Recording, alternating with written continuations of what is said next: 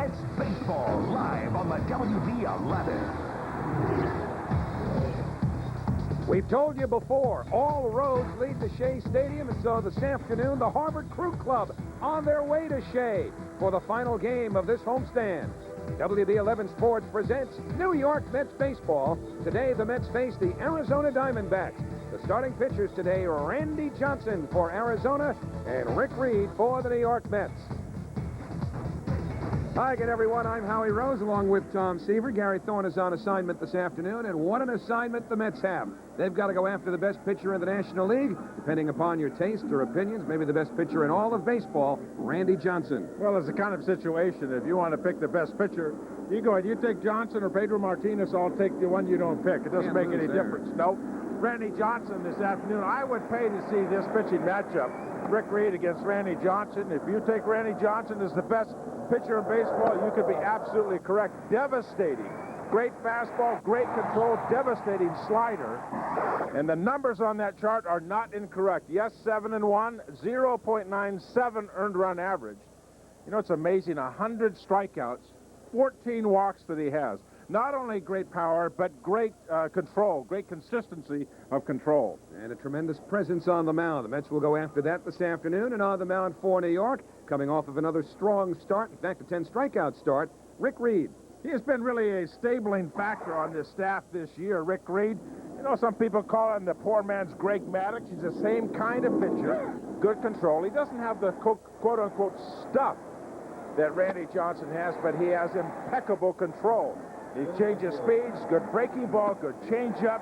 He knows how to pitch. He will pitch inside, and he has been very consistent all year. The most amazing thing here, and most important for him, see that? No walks. And when Rick Reed has that pinpoint control, he can be very, very good.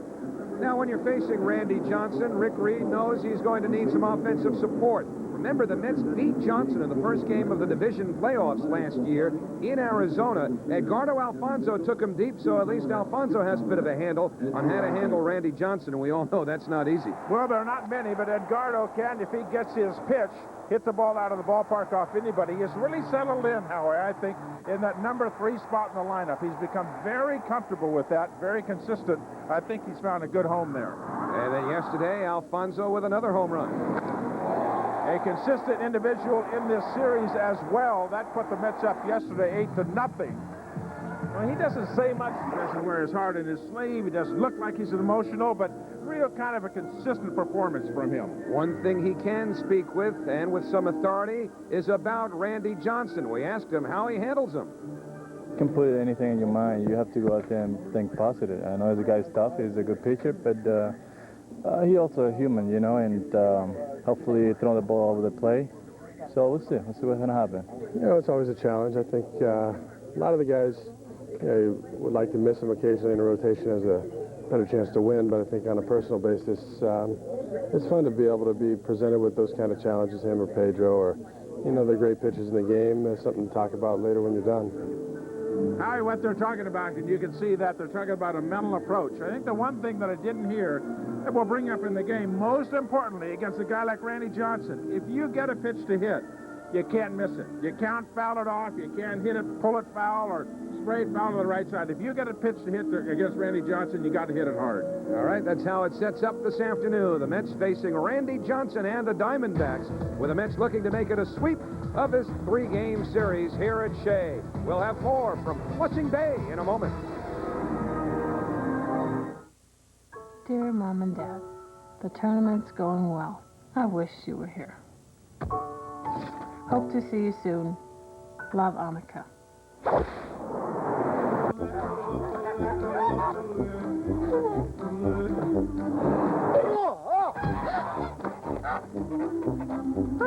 A letter from Annika. Michelob Light, proud sponsor of Annika Sorenstam and the LPGA. P.S. Write again soon.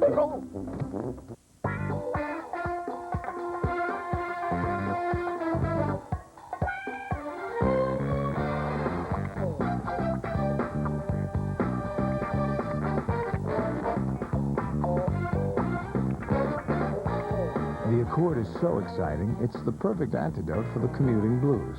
The Honda Accord. It's street smart. Now get special APR financing as low as 3.9% for 36 months on new 4-cylinder Accords. How about lunch? Yeah, let's go to a steakhouse. Then we'll buy a couple of sports cars and race to the coast. No, I'm serious. This is Wendy's. Steakhouse bacon cheeseburger. Make that two. He's buying. Wendy's Steakhouse Bacon Cheeseburger is naturally smoked cheddar and Swiss bacon and sautéed onions in a steak sauce for that steakhouse taste. Please give my compliments to the chef. Try Wendy's delicious Steakhouse Bacon Cheeseburger today. Now, Biggie size any combo and play Dave's Biggie Escape. You can win a trip to Universal Orlando and ride the new Men in Black Alien Attack. It's out of this universe.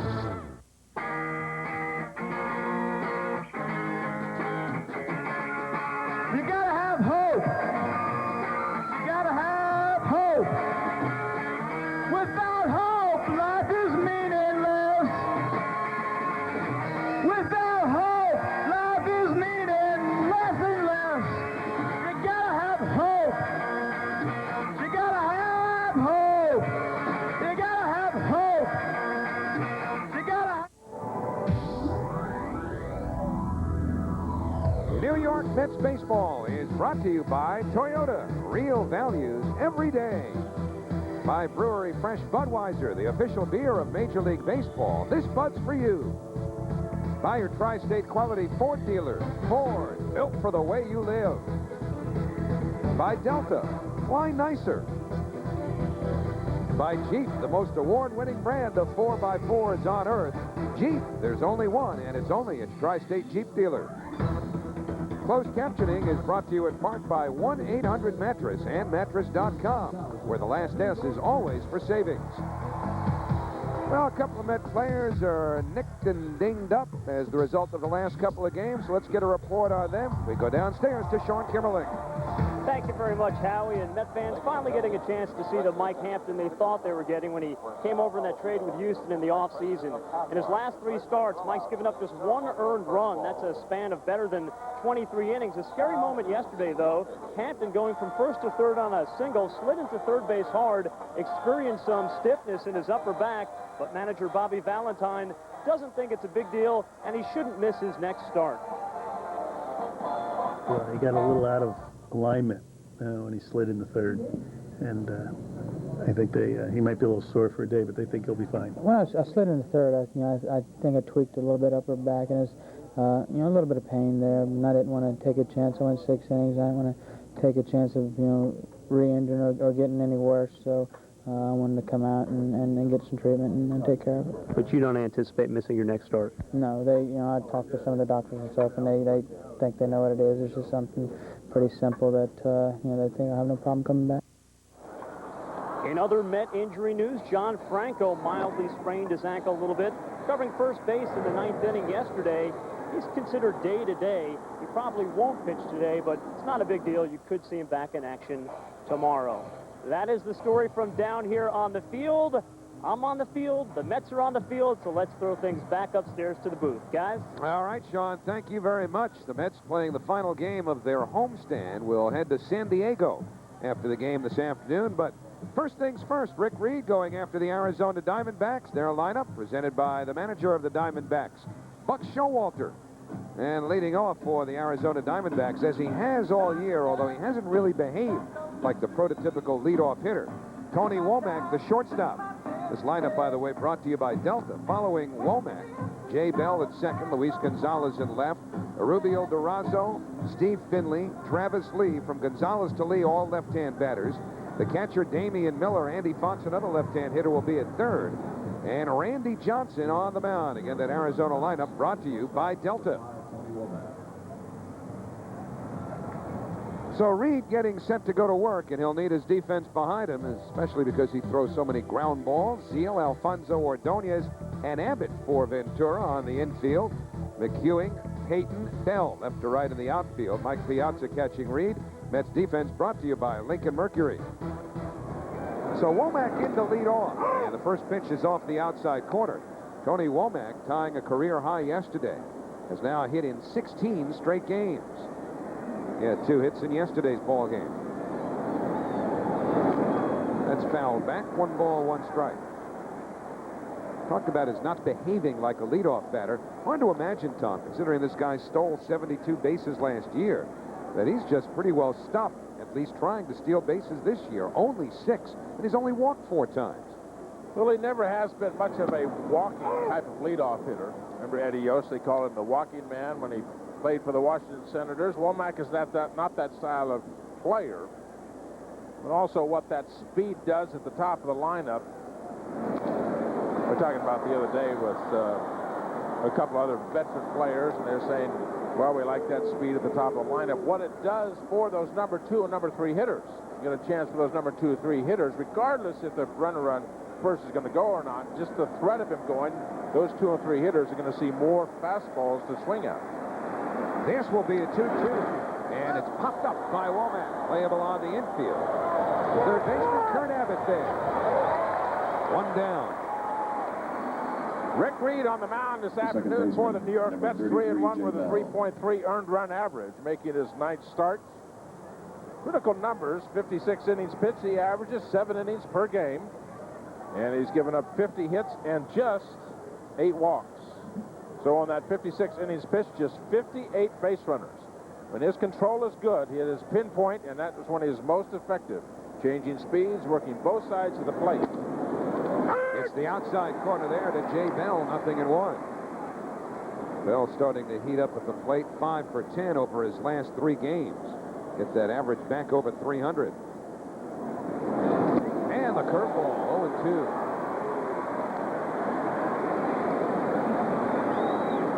So Reed out in front here. Remember, he struck out 10 in that last outing on Tuesday against Colorado. His career high 12. And that's popped up. Should reach the seats back behind the Met dugout. Piazza hoping for a play, but it's a couple rows back. Reed's 12 strikeout performance came in his last start of the regular season last year. That masterpiece against the Pittsburgh Pirates, when the Mets were scrambling to get into the playoffs, which they eventually did, and wound up beating these Arizona Diamondbacks. But Reed ahead here, 0-2. And an early start for some of the kids on the concessions.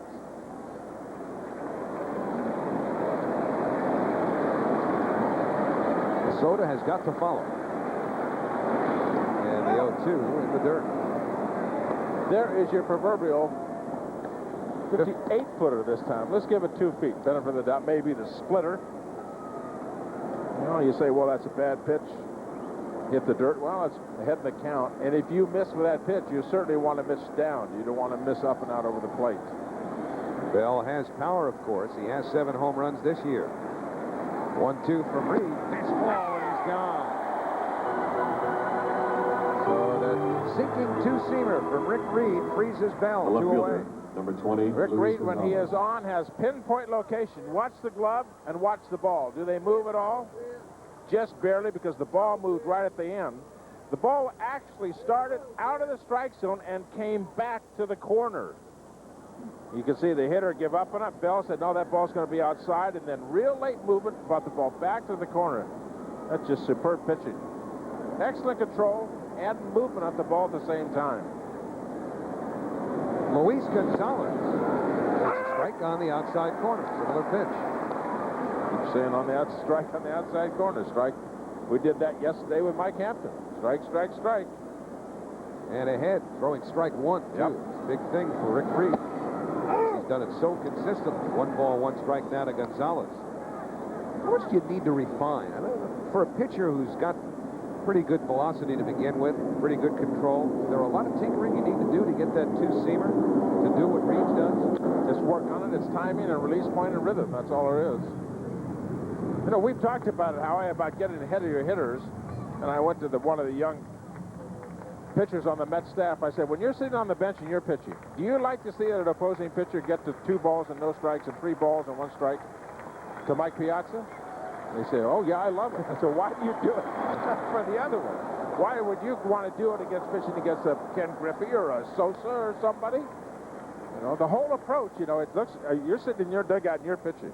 Piazza's up. There's 2 balls and no strikes. If you're the pitcher that day, you go, oh, got a chance to pick up a couple of runs. Oh, 3-1. 3-1's the count. Well, you got to take that from the dugout out to where Rick Reed is on the mound today. He understands it. He knows it. Mike Hampton knows it. So Reed working in front. And the 1-2 hit in the air, short left field, and it drops in. Cut off by McEwing. Big turn at first by Gonzalez. But he's got a 2-out single. In the hand for the work of Joe McEwing. He got to that ball quickly. And remember, the outfielders helped and hindered, depending upon situations in the game, by a very wet track in the outfield. Well, wet track for Joe McEwing, but good hustle to cut the ball off, and good hustle by the batter as well, Luis Gonzalez. The ball in left center field. And remember, the throw came in to the right of the bag from the outfield. McEwing's got to turn his back to the ball, or the ball will spin off and away. But Gonzalez at that point had seen the quick release of the ball and then had to get back to first. He knew what was going on. That ball he wants to get to scoring position with 2 outs. That's good baseball right there on both sides. Rubio Durazo, left-hand hitter with power, takes inside from Reed.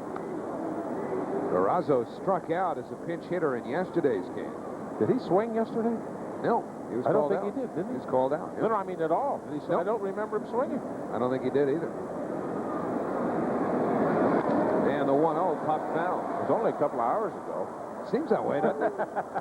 But here we are at 117, and we're playing ball. Skies have not been friendly to the Mets, not on this homestand, nor on the last one. And they continue to be overcast and gray with a threat of showers this afternoon. And Gonzalez goes diving back to first base. Mets will have a 9-game road trip after the game this afternoon. 3 in San Diego, 3 in St. Louis, and then 3 in Los Angeles. By the time the Mets get home, it'll be June. And presumably better weather. So Reed keeping close tabs on Gonzalez at first. Durazo 6 home runs, 21 runs batted in on the year. Softly hit a foul ball, broke his bat. As Reed got into his kitchen there, it's 1-2. You know, you're going to see another great pitcher here this afternoon, and Randy Johnson. Great power and pitch inside, but you don't have to throw real hard to break somebody's bat. It's really location and movement more than anything. That ball in the inside corner of the plate and moving in toward the hitter. Really, there are 3 elements that the pitcher has to work with. You know, velocity, location, and movement. And the most important two of the 3 are movement and location. It'll be a 1-2 to Durazo, and that moved and almost caught the inside corner. Reed thought he had it, but Tim Timmons says ball 2. And the important part of the movement is right at the hitting zone. See the ball, boom. Hitter thinks it's going to be way inside. That's almost the same pitch that Jay Bell struck out on. Did he catch it? No, he missed the inside corner. Good call by Tim Timmons. And the 2-2, Gonzalez runs, and the pitch hit through the middle. So a base hit for Durazo. Gonzalez gets to third easily. And the Diamondbacks, after the first 2 were retired by Reed, have runners in the corners. And Steve Finley coming up.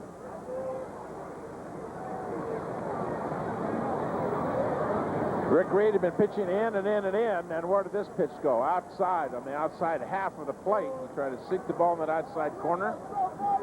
And if Durazo had tried to do anything else other than just put the ball in play in that situation, and they popped it up, hit a ground ball to the right side. Good movement on it. Sometimes you got to give the hitter credit for hitting a pretty good pitch. That's a pretty good pitch. Up a little more than probably he wanted it, but a pretty good pitch.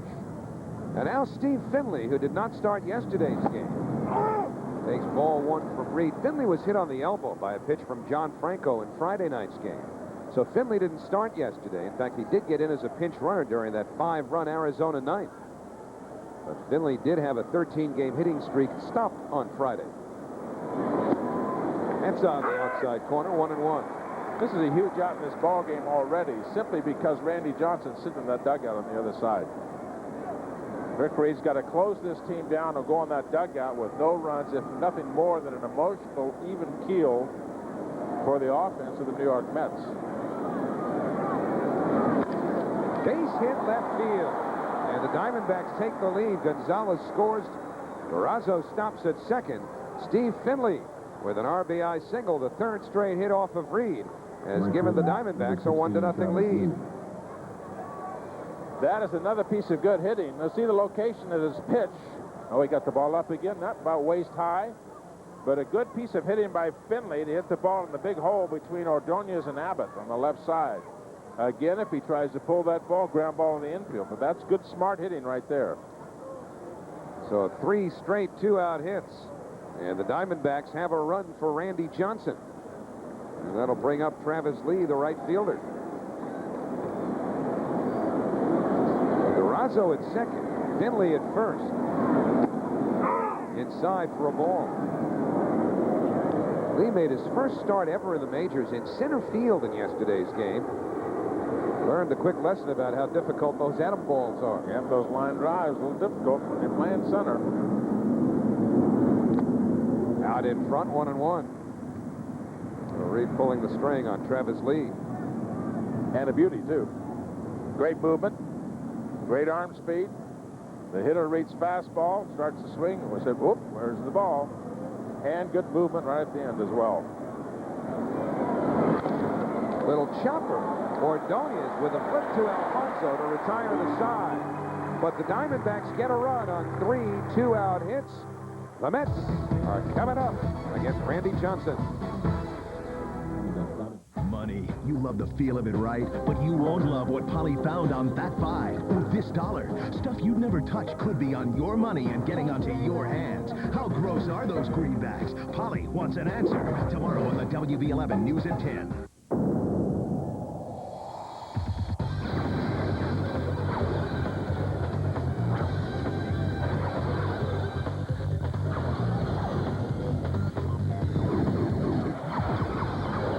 Until then, here's how you'll get your thrills.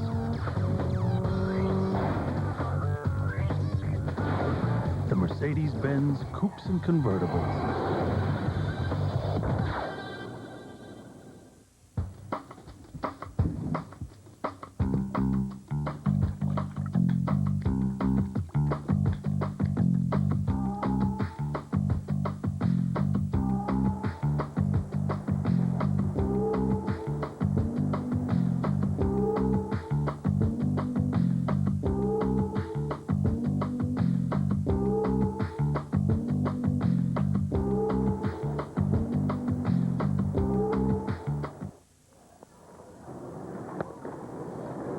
Good cut.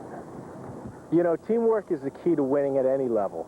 That's why Pepsi, Wall Bombs, and the Mets have teamed up in support of youth baseball. Through the Taking It to the Fields program, we're rebuilding area ball fields and providing teams with free coolers, Pepsi, and ice throughout the season. Hey, catcher, how about getting back in the game? Oh, right. Sorry. Taking It to the Fields. We're helping tomorrow's stars play today. Randy Johnson gets set to go to work for the Arizona Diamondbacks. This is the lineup he'll face, brought to you by Delta. Joe McEwing will lead off and play left field, followed by Derek Bell and Gordo Alfonso. Mike Piazza, Todd Zeal, Jay Payton, Kurt Abbott at third today. Robin Ventura with a sore left thigh. Ray Ordonez, shortstop. And Rick Reed on the mound for the New York Mets, having given up a run in the first inning. So Johnson, with an earned run average of less than 1, already has the lead. Here's the Arizona defense, brought to you by Lincoln Mercury. Durazo, Bell, Womack, Fox on the infield. Gonzalez, Finley, Lee in the outfield. Your battery, Johnson and Damian Miller. So Randy Johnson gets set to go to work. This is his 10th start. He already has 5 complete games. Joe McEwing takes outside for ball 1. There are the numbers for Randy Johnson, and they are not typographical errors. 7-1, 0.97. Look at that. 100 strikeouts and just 14 base on balls. 74 pitched, 44 hits. I mean, what doesn't he lead the league in? He's first in the league in earned run average, tied for first in wins, first in the majors in complete games, strikeouts, innings pitched, shutouts. The National League is hitting just $171 against him. He's only hitting .214. Yeah, he's hitting better than hitters are against him.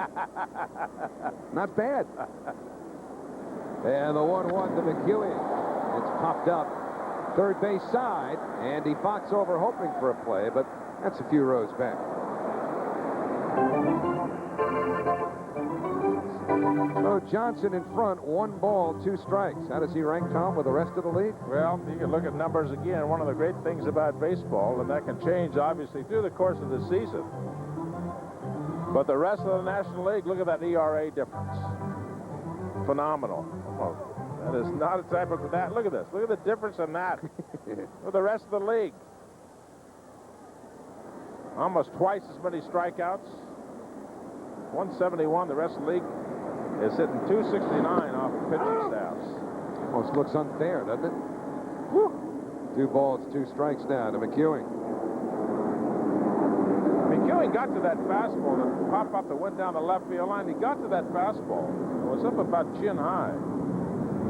Sometimes it'll take a while for a pitcher to get rolling. Look at this now. Now that's whether it's a fastball or not, it's tough to tell from up here. But just the fact that Joe McEwing got to that ball so far out in front of the strike zone. Take a look at it. They're going inside fastball, no slider. You know, that's an 85-mile-an-hour slider.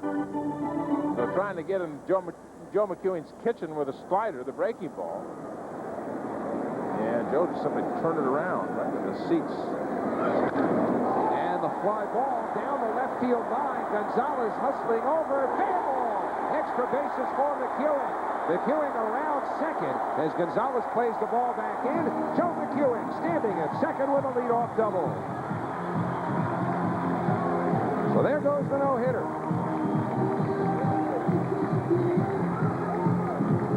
Joe McEwing pulled everything that Randy Johnson had to offer 3 times, twice for foul balls, and this one he kept just inside the foul line, down in front of that wall in left field. Well, maybe, where's the fastball gone for a particular day? Randy Johnson has had it all year. Sometimes it takes a couple of innings for a pitcher to get going, to be able to stretch out. If you don't expect a guy like Joe McEwing to pull the ball that much, how about Randy Johnson? So Derek Bell, the batter. Joe McEwing now with the first hit for the Mets this afternoon in their first at-bat. Also had the first hit of his major league career against Johnson in September of 1998. Randy was with the Houston Astros and McEwing the Cardinals. And Bell drives one the other way, deep right center. Finley on his horse, can't get it off the wall. McEwing around third, he's coming home. Bell is standing at second with an RBI double. And the Mets have come right back to tie it at 1.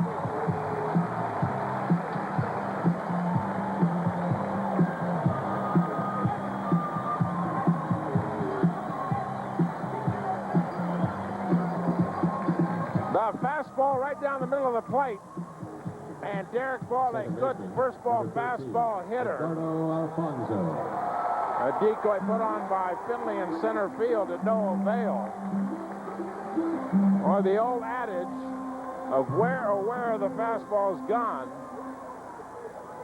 you get them in the first inning. Those power pitchers, if you're going to get them. Every pitcher's going to have a bad day. Is this Randy Johnson's bad day? Maybe. Alfonso keeps it going. That's it for a base hit. Bell scores. Alfonso on his way to second. The throw from Gonzalez not in time. 3 straight doubles off of Randy Johnson. 2-1 New York.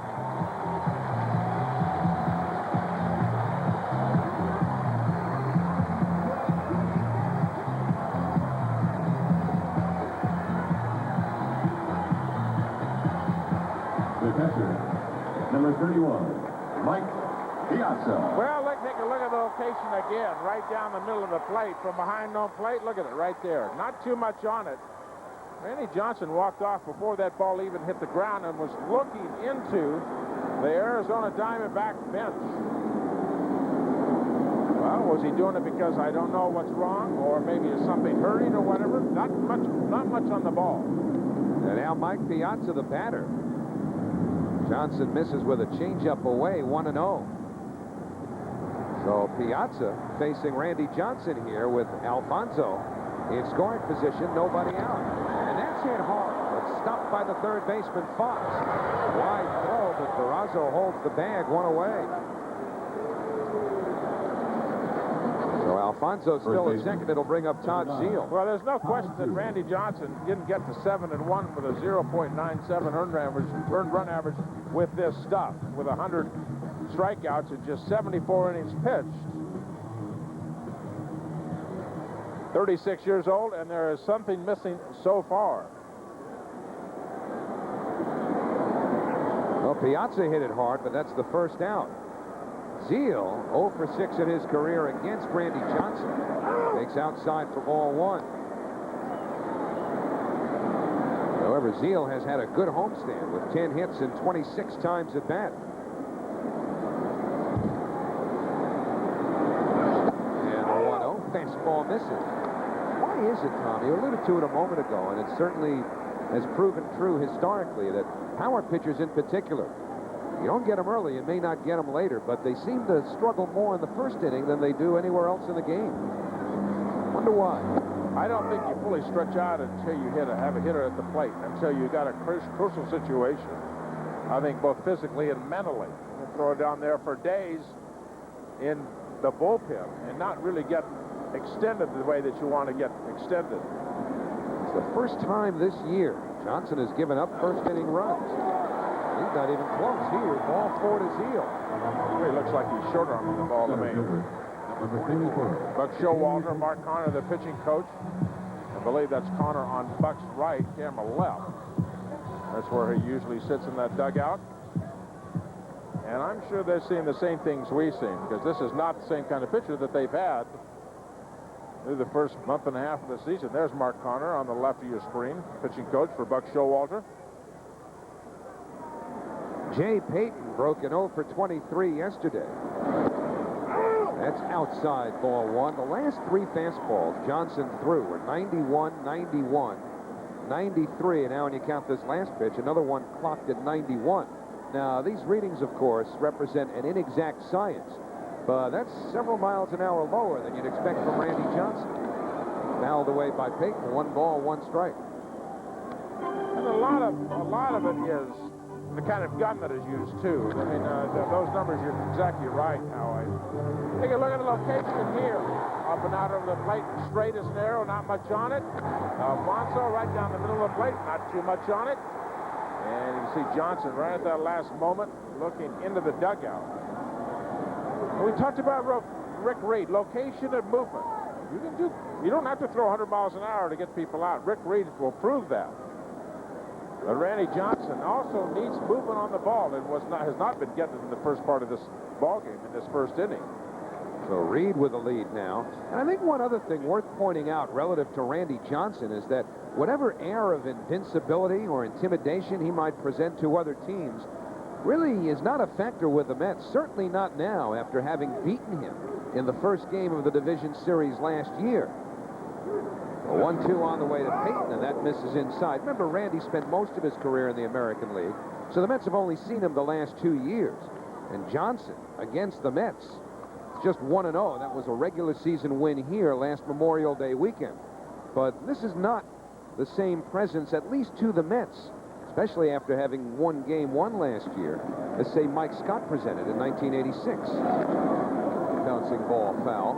Not to take anything away from the karma of Randy Johnson, the presence of Randy Johnson, but Mets have already beaten him, so there's not that unknown sort of feeling about whether they can. That doesn't mean it won't kick in today either, too. If he can get out of this inning with a couple of runs, he might be happy. He may have come out of the dugout knowing that, I got to get myself together and find it someplace in here. Pitch before last, he really wanted it for strike 3, didn't get it. Payton fouls that slider off, 2-2. That shows me something, that a pitcher, when he misses a pitch, and when he is struggling and throws a pitch that, it's borderline, he doesn't get it, he knows maybe something physically is missing today. Boy, he needs that one pitch at that moment. It's kind of, in essence, begging for it. He knows that he hasn't got his stuff. But it's a question of yet, and when will it kick in, if it's going to kick in. Already thrown 20 pitches here in the first inning with 1 out and 2 on. And Payton goes around. So Johnson gets Jay Payton with some high heat. And that's the second out. Number 20, Kurt Abbott. Well, that's a case of a young player hitting against an image. Now you got Randy Johnson. That ball way out of the strike zone. I mean, that's up over his head. Guessing fastball. Now I know I'm going to get a fastball. I'm going to swing at it. And you're so far out of the strike zone, but you've committed yourself mentally to going after the fastball and don't have the discipline to lay off of it. So Peyton will file that in the memory bank. And now Kurt Abbott. Abbott 3 for 28. Slumping lately, but playing third base today with Robin Ventura bothered by that sore left thigh. Kept him out of yesterday's game, too. Abbott with a little body of work against Johnson. 3 for 12 against him. Gets jammed there, and a little pop-up be handled by the catcher, Damian Miller, and that retires the side. But nice start for the Mets against Johnson. 3 straight doubles. McEwing, Bell, and Alfonso. And now Rick Reed goes back to work with a 2-1 lead.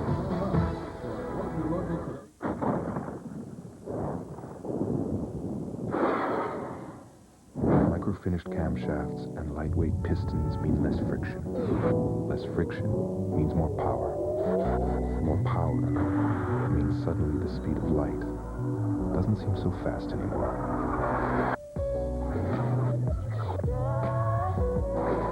The Infinity i30. It's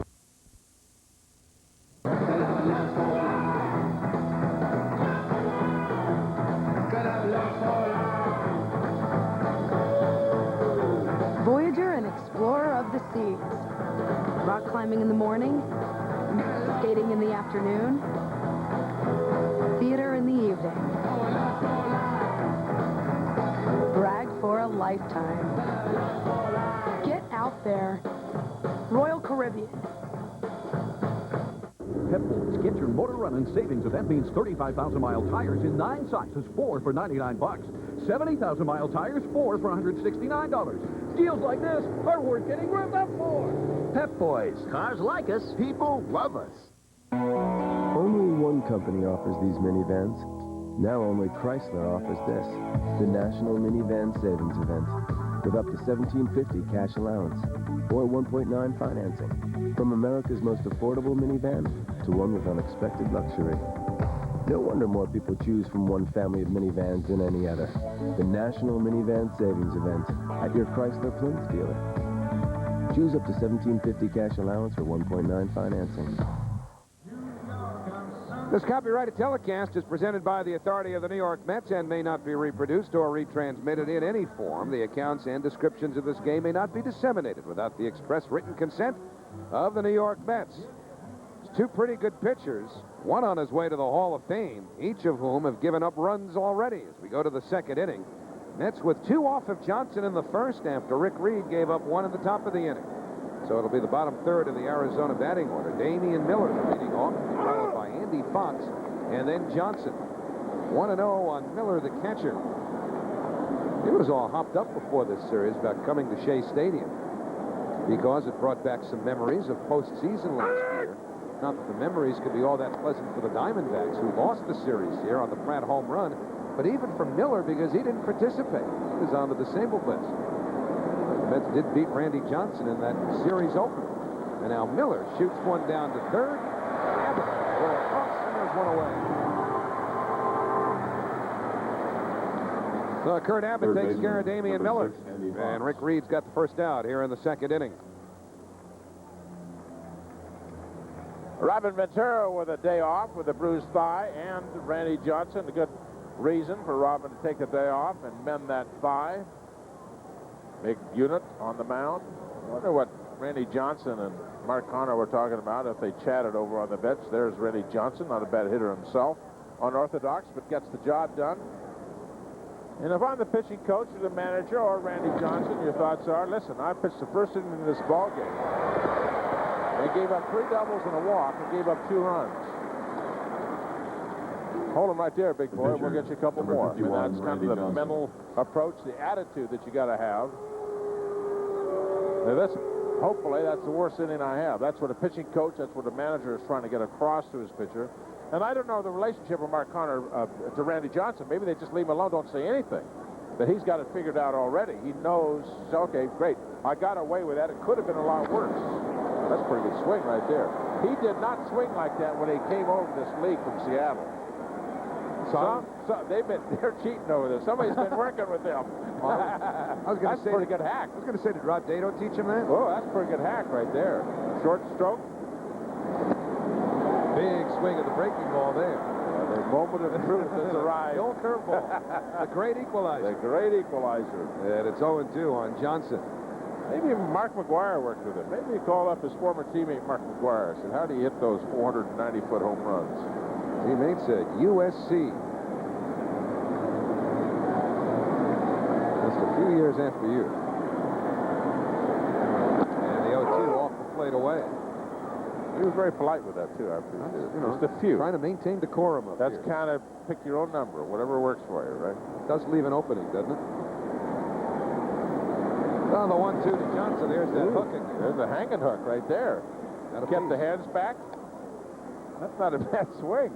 This is not the Randy Johnson that I knew in the American League. There's a hanger right in the middle of the plate. Well, at least he fouled it off.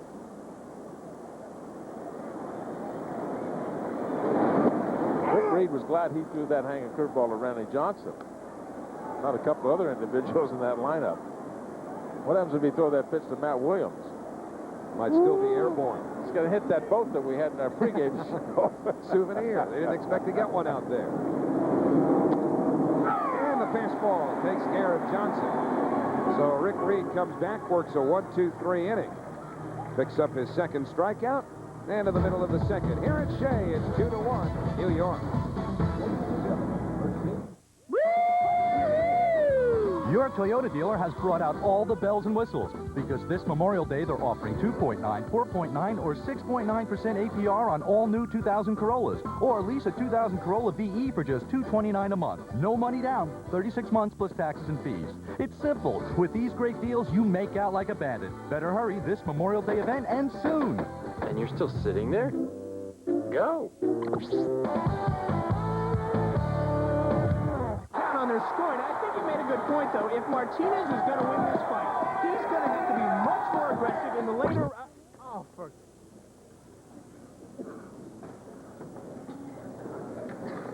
It pauses live TV. Weird, isn't it? Weaver has a reputation as being a strong finisher. Replay TV, showstopper. From Panasonic. A small business is more than a collection of people. It's a team that plans together, forms relationships together.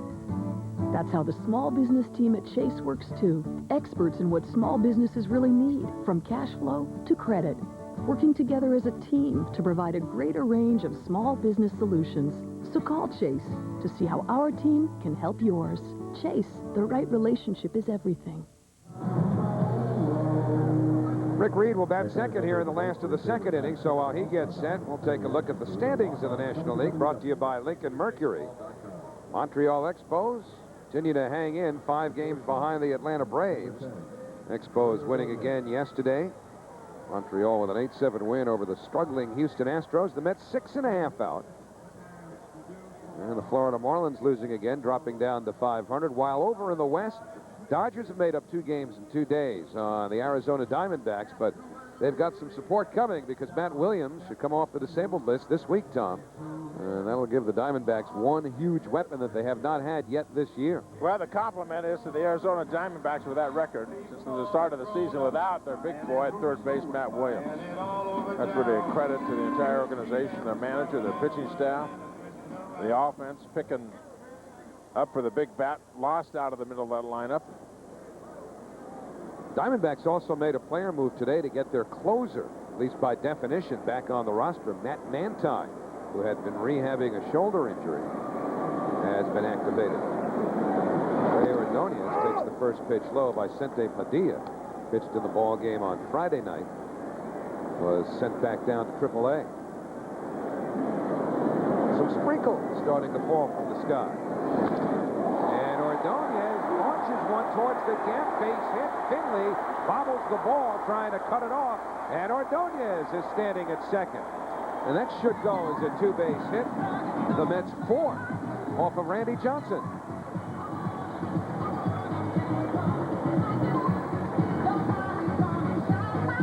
Randy Johnson trying to figure it out. In his mind, he said, listen, when Ray Ordonez pulls my fastball, let's see location. Boy, it looked like an aim fastball right down the middle of the plate. A ball and no strikes, and just trying to throw a ball over the plate. It looked like a batting practice pitch. Definitely got to be a double. So he has not found the key yet to kick it in. So 4 doubles, and now Rick Reed, presumably to bunt. Boy, the first baseman Durazo sure thinks so. He's already in tight on the grass. Fox, the third baseman, holds his position. The bunt to the third base side. Johnson's only play is to first, and Ordonez moves over. So the sacrifice, 1-4 if you're keeping a scorecard. And Ordonez is now 90 feet away with just 1 out. The left fielder, number 47, Joe Well, McEwing. execution of fundamentals. Not easy to bunt off of Randy Johnson. High fastball. And good job by Rick Reed. Johnson pretty slow coming off that mound. He's really got to be busted toward that third base line to maybe get a chance at Ordonez at third. So now the Diamondbacks will move the infield in. And Joe McEwing, who pulled a double into the left field corner, leading off the bottom of the first for the Mets, take a crack at getting Ordonez in with that infield drawn up.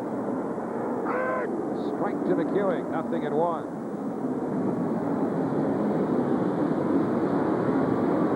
McEwing playing in left field today. He started at third base yesterday. He's also played center field. Already displaying his versatility in the week that he's been a Met. So that infield up tight, which is advantage hitter. Fouled away, 0-2.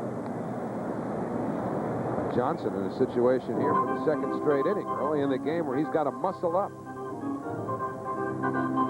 Not only not a good fastball today for Johnson so far, his slider has been big and early, and by that I mean has a big break to it and starts breaking early.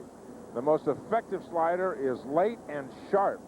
Looks like it's going to be a fastball, and we're talking about with Rick Reed, right at the hitting zone, boom, it breaks. Not a big break, short break, and real quick. How would you compare his slider, talking about from a left-hand pitcher, with Steve Carlton's? So a lot like Steve Carlton's when he's effective. Real late and goes it right there and gets right down on top of your shoelaces. And almost impossible for a right-hander to hit. I guess maybe the only guy that I saw that really hit lefty Steve Carlton well was Johnny Bench. And Ron Swoboda. That's right. And the Rocky. 2 home runs, 1 game. Carlton struck out 19 a week before the Mets clinched first place in '69. 31 years later, it's McEwing trying to muscle one through, but he fouls it back. And the other thing about Johnson, you look at the scorecard, we're turned it over and gone back to the top. Only 1 strikeout through the first 9 hitters, and that on a pitch to Jay Payton is way out of the strike zone. So the Met hitters know they're not seeing it today. They're not getting the quote-unquote typical Randy Johnson.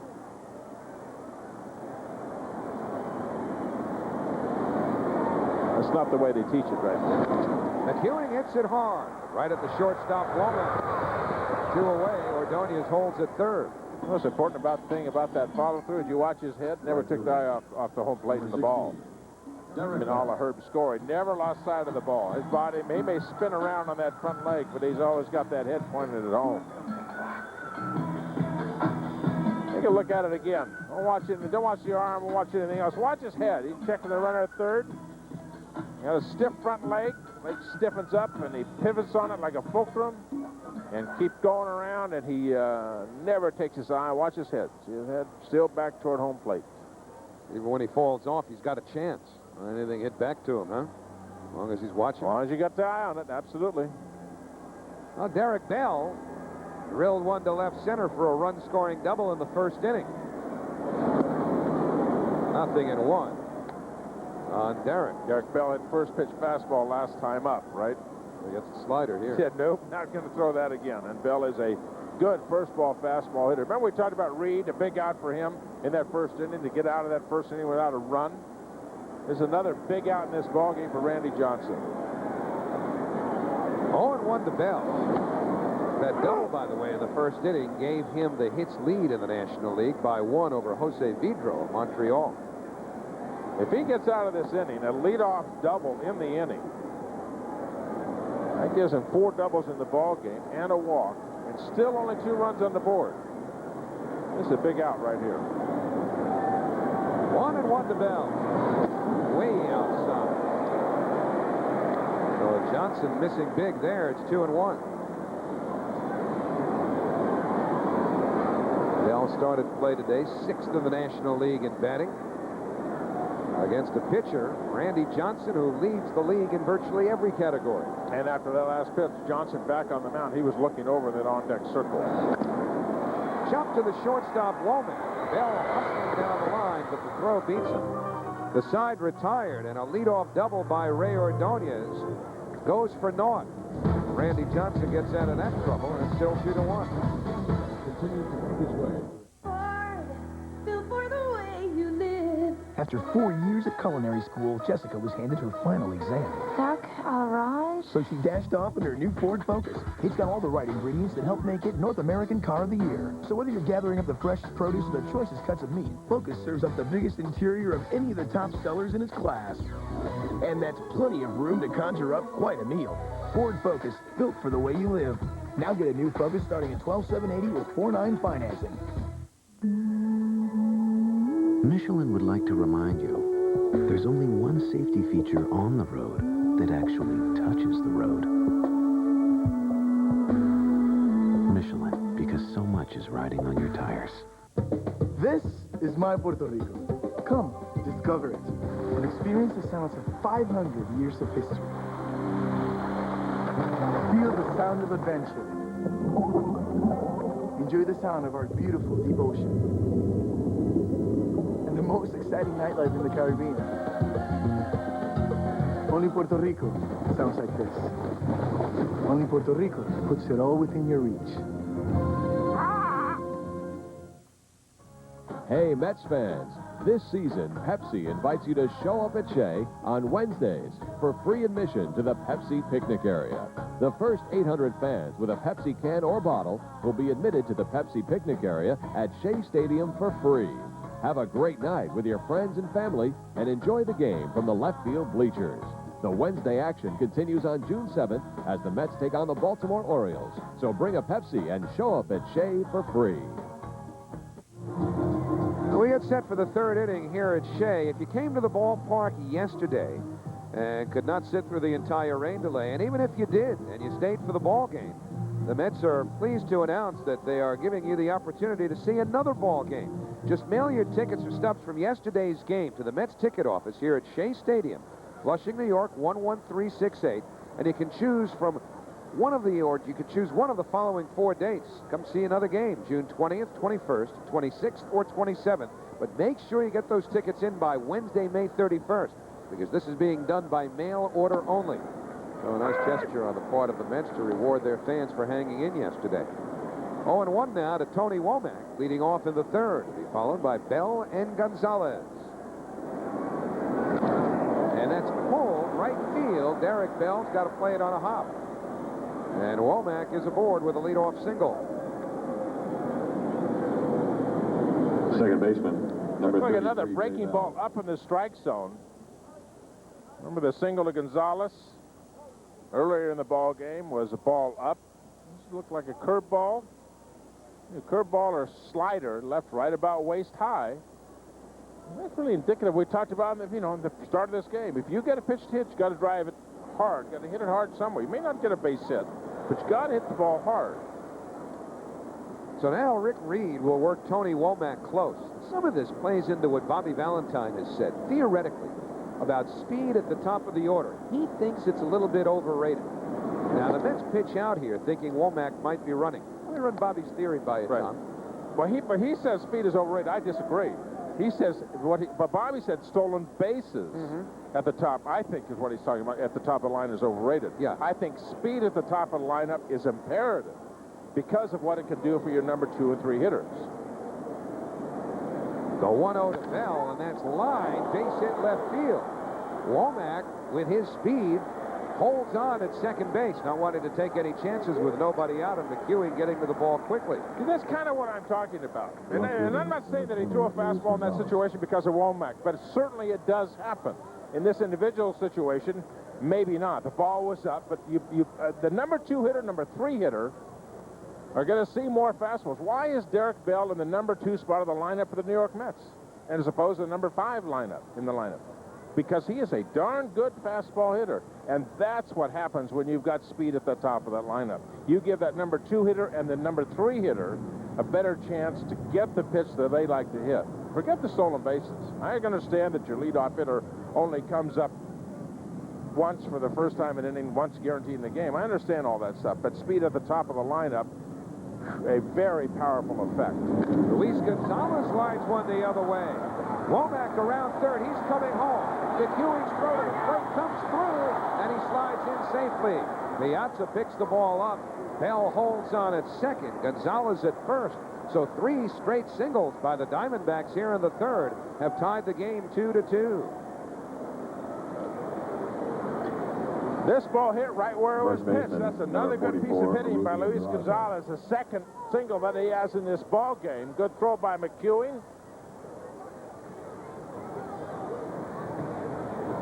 And almost at home plate. I didn't think they would have a chance in the world at Tony Womack coming around second base. But a good job by Hustle in left field by McEwing. Nope, they wouldn't have had him. Always late. Good job by Piazza to get the ball just barely offline. So still nobody out. Runners at first and second for Erubio Durazo. He singled his first time up. Drives this deep to right. Bell is there. Tagging is Jay Bell. He'll go to third as the throw comes into Alfonso. So on the first pitch, Durazo jumps on it, hits it hard, but right at the right fielder, Derek Bell. But he does move the go-ahead run to third base now with 1 out. One of the other things, Tom, about how this game seems to have changed. We're talking about the effect of speed or a base-stealing threat at the top of the order in regards to who the number 2 hitter is. Used to be that number 2 hitter would look to bunch you over, whether you're going to steal or not. Nowadays, you look at virtually everybody's lineup. Your 2-hole hitter can produce runs as an RBI guy. I agree with that. I agree with that. I think that's a great theory. You know, the game, actually, when I first broke in '67, was played that way. First guy on, maybe bunt him over, maybe steal. If you got a guy like a Lou Brock, player with that great ability. Well, you put a number 2 in. Where did Edgardo Alfonso hit last year? Yeah, 2. Number 2, because he can drive that ball to the right side. As opposed to just giving up the out. You got a guy that can hit the ball through the hole on the right side. You get an offensive weapon. I mean, it's not just a given out situation to get a base. Steve Finley hops the ball up behind the plate. Piazza hoping but has no plane. Finley's an example of a guy who used to hit at the top of the order. But now he's developed more power over the years. He's a middle-of-the-order hitter. Back third in the National League in home runs with 15 coming in. And when the Padres had him leading off. But Finley now in this 2-2 game trying to deliver the go-ahead runs. And he sure looks like a number 2 or leadoff hitter, doesn't he? Yep. Womack got on leading off the inning. Single came around to score. And now Reed goes third to first with nothing doing. These teams are scouted 7 ways to Sunday, too. And these plays are all seen. They're reported to the manager and the coaches of the Arizona Diamondbacks, and they know that their opposing teams will try this play, that play. They're all aware of all those, but you try them. Why? Because the one time you might get an out. Might steal an out. A strike to Finley, 1-2. Well, it happened for the Mets last year in one instance against the Diamondbacks where they put the wheel on. It was in the playoffs. And they guessed right, and they were able to turn a double play by actually starting and then stopping the wheel. And then in a wheel situation the other night, Buck Showalter put a double steal on, and it worked. So the wheels were turning almost literally between the managers. Here it'll be a 1-2 to Finley, and he fouls it off. Well, Tom, these pitchers have already faced some pretty important at-bats early on. Randy Johnson needing to muscle up in the second inning with a runner at third and 1 man out, also minimizing the damage in the first inning, and Reed trying to do the same here with Finley batting in the third. Another big out. Third inning, we've already had about 5 or 6 of them. Early crossroads. Bell at third, Gonzalez at first. It'll be a 1-2 to Finley. Breaking ball fouled away.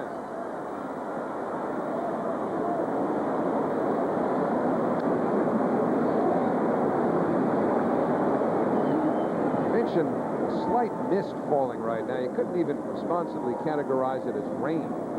Certainly not in comparison with what we've seen the last couple of days in New York. And not nearly enough to bother the game, per se. But you did see Reed trying to kick some mud out of his spikes. And the 1-2 inside. 2 balls, 2 strikes to Finley.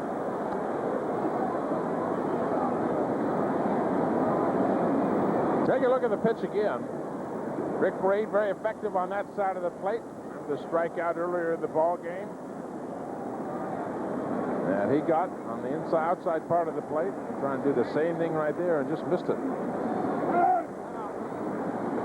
Well, the question here is when Luis Gonzalez is going to go to second. When is Buck Showalter going to pull it on? 2-2. I'd be looking very careful right now. Remember, the Diamondbacks stole 7 bases on Mike Piazza the other night, on Friday night.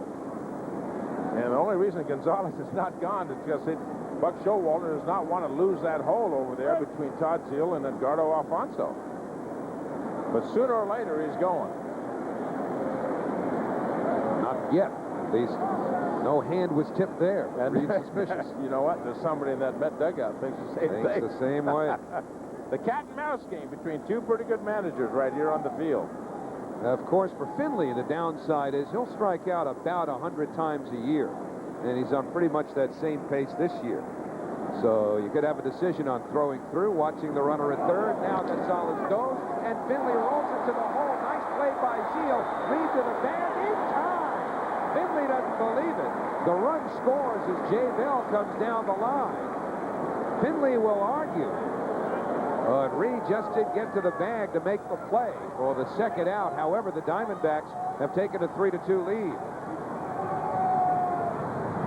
Buck Showalter out there trying to protect his player. Todd Zeile tried to make 3 outs at 3 different places.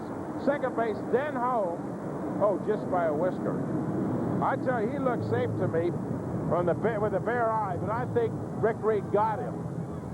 Oh my gosh! Now from that camera, no. Safe from that safe angle. From that angle, safe. And from the other angle, it looked like he was out. Todd Zeile was going to go to second, then go to home. Way too late there. Yep. I think Steve Finley has a legitimate argument. You know, the amazing thing, first base coach did not argue. Boy, from that angle, it looks very much as though Finley got that foot down just before Reed did. The right fielder, number 16, Jim Presley, the first base coach of the Diamondbacks. But it's an RBI for Finley, his 38th of the year. As Bell scores, Gonzalez went to second. And it's now 3-2 Arizona. Well, Travis Lee grounded into a fielder's choice to end the first inning. 3 straight singles to start the third. Have amounted to 2 Arizona runs. Reed hits the outside corner, 0-1. And guess what, Howard? Another big out. That's right, another one of those crossroads. That's right. That's exactly right. You got a 3-2 ball game. Randy Johnson still pitching. Man in scoring position, 2 outs. Pitcher trying to leave him right there in scoring position. Fouled away, 0-2. So Reed, just as Randy Johnson has had to do this afternoon, looking to minimize the damage here with a runner in scoring position. Reed left 2 Diamondbacks on base in the first inning. Got the side in order in the second. Now Gonzalez at second with an 0-2 count to lead. And the pitch by Reed. Fouled away.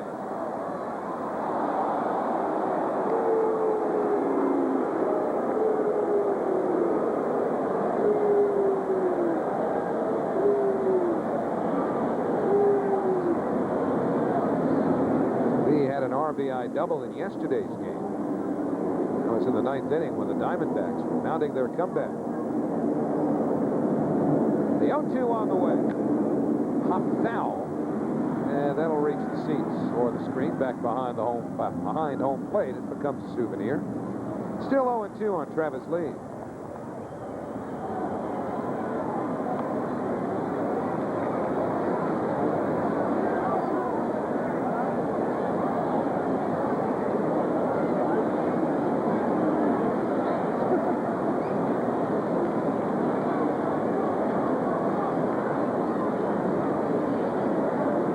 Lee ready again. Outfield straight away and pretty shallow against Lee, who does have some power. Off the outside corner, 1-2.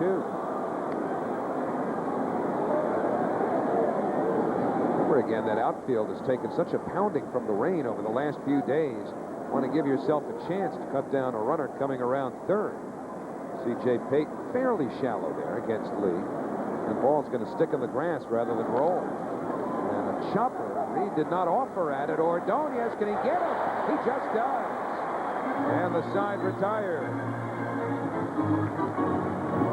So the Diamondbacks come up with 2. They leave 1 in scoring position. Middle of the third, 3-2 Arizona.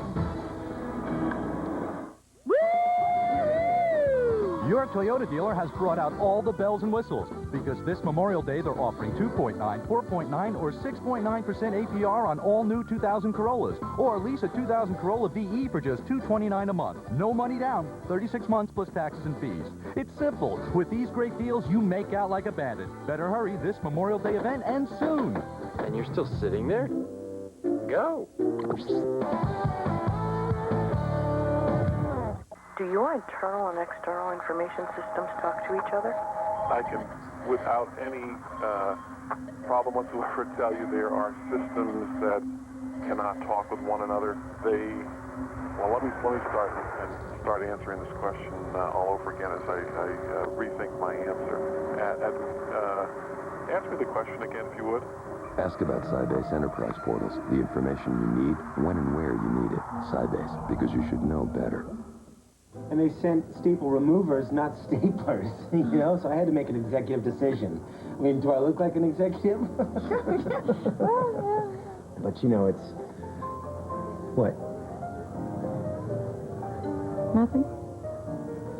Anyway, that's something I don't need to talk about. I mean, you know, I'm not all just work. I mean, I'm a big-time bowler. Once I had a 130, and then I started hitting gutter balls, gutter ball, gutter ball, gutter ball. And so I blew that one. Going to the last of the third inning, let's take a look at the Toyota National League scoreboard. Florida leading the Dodgers 1-0 in the 4th inning at Pro Players Stadium. The Atlanta Braves ahead of the Padres 2-1. That game's in the 4th inning. Colorado and Philadelphia just getting started. They were delayed at the start by rain. Expos off to another good start. Last night the Cardinals pounded Pittsburgh. That game is 2-2 right now. Cincinnati and Chicago getting underway about 10 minutes from now. And that takes care of your National League action for this afternoon. So, Tom, another test here for Randy Johnson. Now he's got the lead back. And he'll go after some tough hitters in Alfonso, Piazza, and Zeal. So this inning might be a barometer as to whether or not Randy Johnson's going to get that second wind or second chance. Well, what you look for, if you're on the bench, either bench, doesn't make a difference, offensively or defensively. The hitters will be looking for it. As were Buck Showalter and Mark Connor, the pitching coach on the other side. He has not thrown the ball by anybody today. There's one. I'll give you that one right there. That's the first time that's happened. Now, here's a guy averaging over 11 strikeouts per game. Remember we talked about, well, it may kick in. Maybe it takes a couple innings. That's the first pitch he has thrown by somebody. And Edgardo Alfonso, pretty good fastball hitter.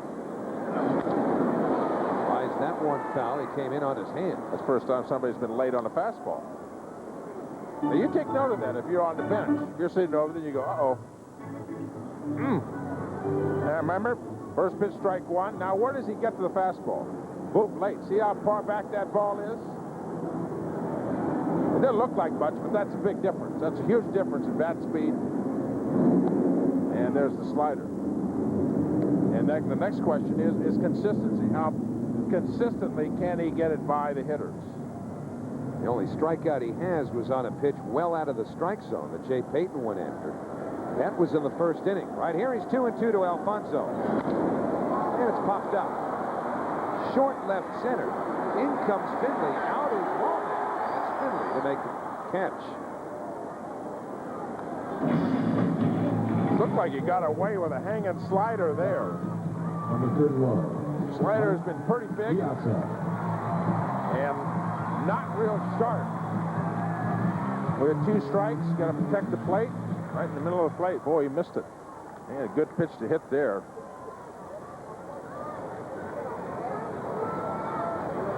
You almost see how round that ball. He knew he got away with a pitch there, and I think Edgardo also knew that he missed one.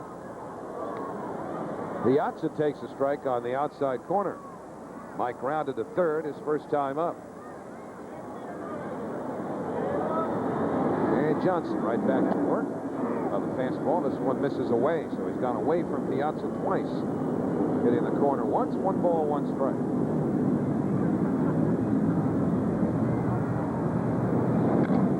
Fly ball, deep left field. If it's there, it's gone. Home run!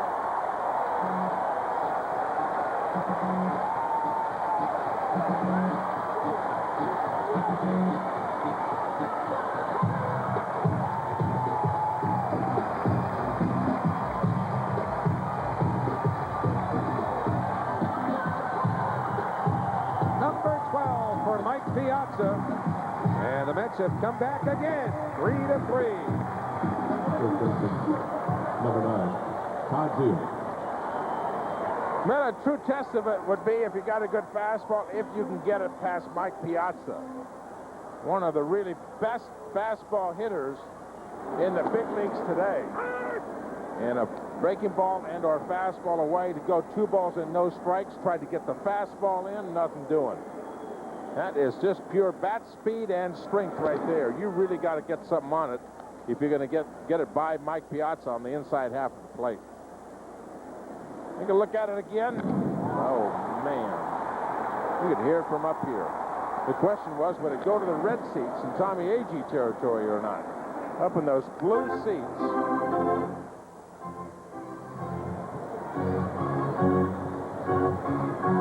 There you go. There's a souvenir right there. Look at that. How about that? Hey, you just don't see many home runs hit on the mezzanine level here. If you take, you know what it is? Take the count, take the hitter, and take the pitcher that ain't quite got it together yet. You know what I mean? And a hitter like Mike Piazza sitting middle end fastball because he's thrown 2 pitches away and missed. And that's exactly what happened. And when power meets power, baseball tends to go a long way. Yes, they do. I can tell you that. Oh, yeah. I can tell you that for sure. So Piazza gets the Mets even again. Zeile has struck out, and now it's Jay Payton. Payton, the other strikeout victim of Randy Johnson today. Up and away, ball 1. Take a look at it again. This is the 6th home run that Johnson has given up. And like a lot of power pitchers, he will give up a lot of home runs. Randy Johnson last year gave up 30 home runs. I'm about to delve into that and find how many were solo home runs, because that's typical too. And a guy with a good fastball will go right after you and say, here, hit it. Not too many multi-run home runs. You could chop that fastball up into about, I mean, not that fastball, that home run, you could chop that sucker up into about 8 or 9 singles, couldn't you? Now, 1 swing could be a good week. Fouled back by Payton. 1 ball, 2 strikes. The Jays still trying to get on track. Even though he made some comments the other night about his feelings that perhaps management has lost some confidence in him. Well, he played yesterday. Got a base hit. He's in the lineup again today against the left-hander Johnson. 1-2 on the way. And Payton gone. So for the 2nd time this afternoon, Jay Payton has been struck out by Randy Johnson, who strikes out 2 after 1 big swing of Piazza's bat. We'll go to the 4th, all even again, this time at 3. Michael J. Fox has a howl of a good time as a shy teen turned party animal, Teen Wolf, today at 5 on the WB 11. It's just another .com. These guys aren't going to make it. Michelob Light?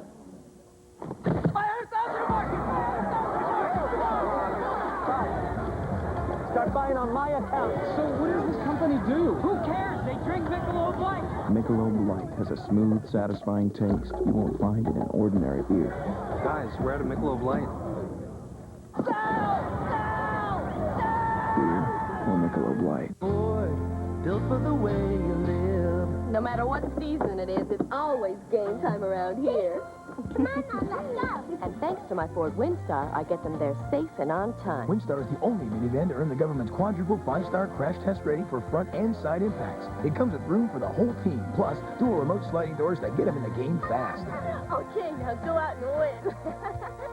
Ford Windstar, built for the way you live. Now get $1,500 cash back or 0-9 financing. How about lunch? Yeah, let's go to a steakhouse. Then we'll buy a couple of sports cars and race to the coast. No, I'm serious. This is Wendy's. Steakhouse bacon cheeseburger. Make that two. He's buying. Wendy's Steakhouse Bacon Cheeseburger is naturally smoked cheddar and Swiss bacon and sautéed onions in a steak sauce for that steakhouse taste. Please give my compliments to the chef. Try Wendy's delicious Steakhouse Bacon Cheeseburger today. Now, Biggie size any combo and play Dave's Biggie Escape. You can win a trip to Universal Orlando and ride the new Men in Black Alien Attack. It's out of this universe. And welcome back to Shea Stadium. Sean Kimmerling with you. The Mets having some success against Randy Johnson. You might wonder why. One reason is they do their homework. Before the game, the Mets gathered in the clubhouse looking at videotape of Randy Johnson. It was the game in which they beat Johnson in the divisional series last year, and that had a happy ending. The Mets hoping they have a happy ending today as well. Back upstairs to you. All right, Sean, thank you. We'll go to the fourth inning, and the Mets putting some of that to work. As Mike Piazza homered off of Johnson to get this game even again as we go to the fourth inning. Damian Miller, Andy Fox, and Randy Johnson to do the hitting. The curveball by Reed on the inside corner to Miller. Damian Miller grounded to third, leading off the second.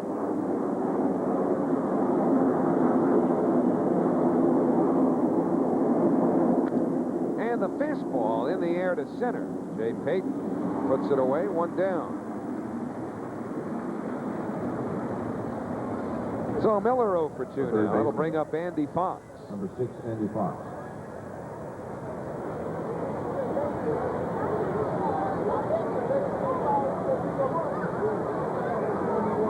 Baseball's an amazing game.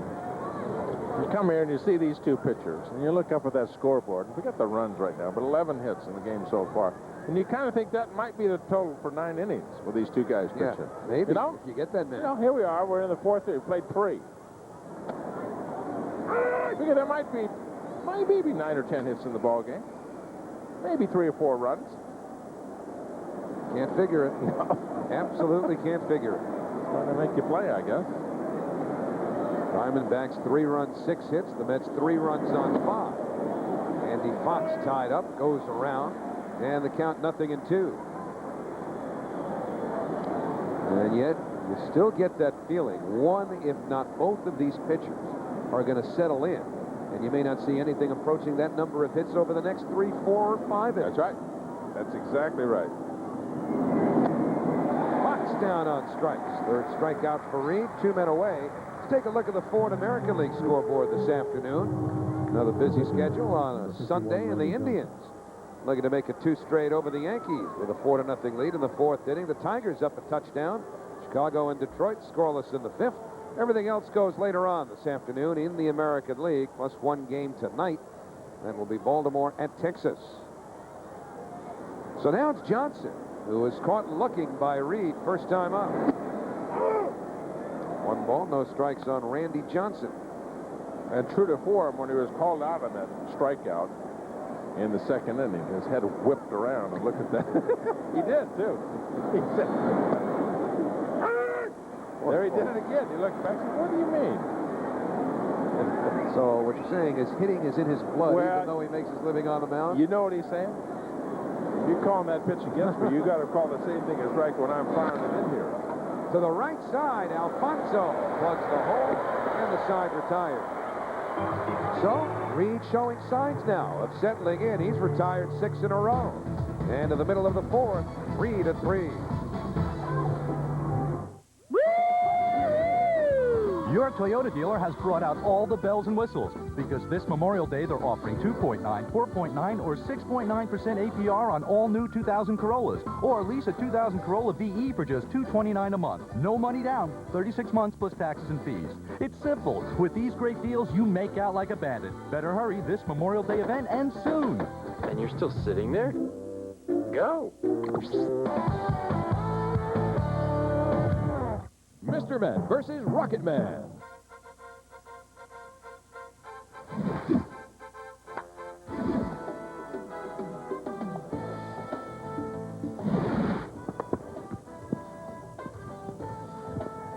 What you need is a cup of Dunkin' Donuts coffee and some fresh baked goods.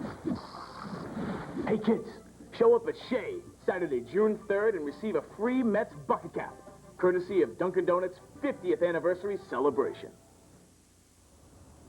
Been a long day. Do you stop at Red Roof Inn where there's always a friendly face, or take your chances somewhere else? Hi, I'd like... Could I just... Busy.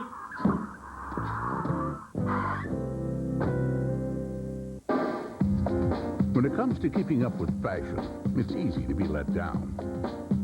Good thing there's Chevy Cavalier. It's stylish, easy-fitting, plus Cavalier's the lowest-priced car with air and anti-lock brakes standard. So you can look good without costing you an arm or a pant leg. Chevy Cavalier, depend on it. Right now, get $1,750 cash back and drive away in a 2000 Chevy Cavalier. See your Chevrolet dealer today. New York Mets baseball is brought to you by Sybase Enterprise Portal, because you should know better. And by your local Lincoln Mercury dealer.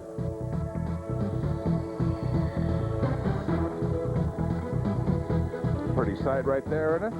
Yeah, a rarity, too. The traffic's moving, the roads are clear. We got to bottle that. Little Cove of the Bay there. Rick Reed, a very emotional pitcher. Coming over to talk to Dave Wallace. One thing Rick Reed does, he gets real active with his left arm. You see that? Dave Wallace, and one thing Rick Reed does is jam that front foot out. Moves. You got to let that thing wait.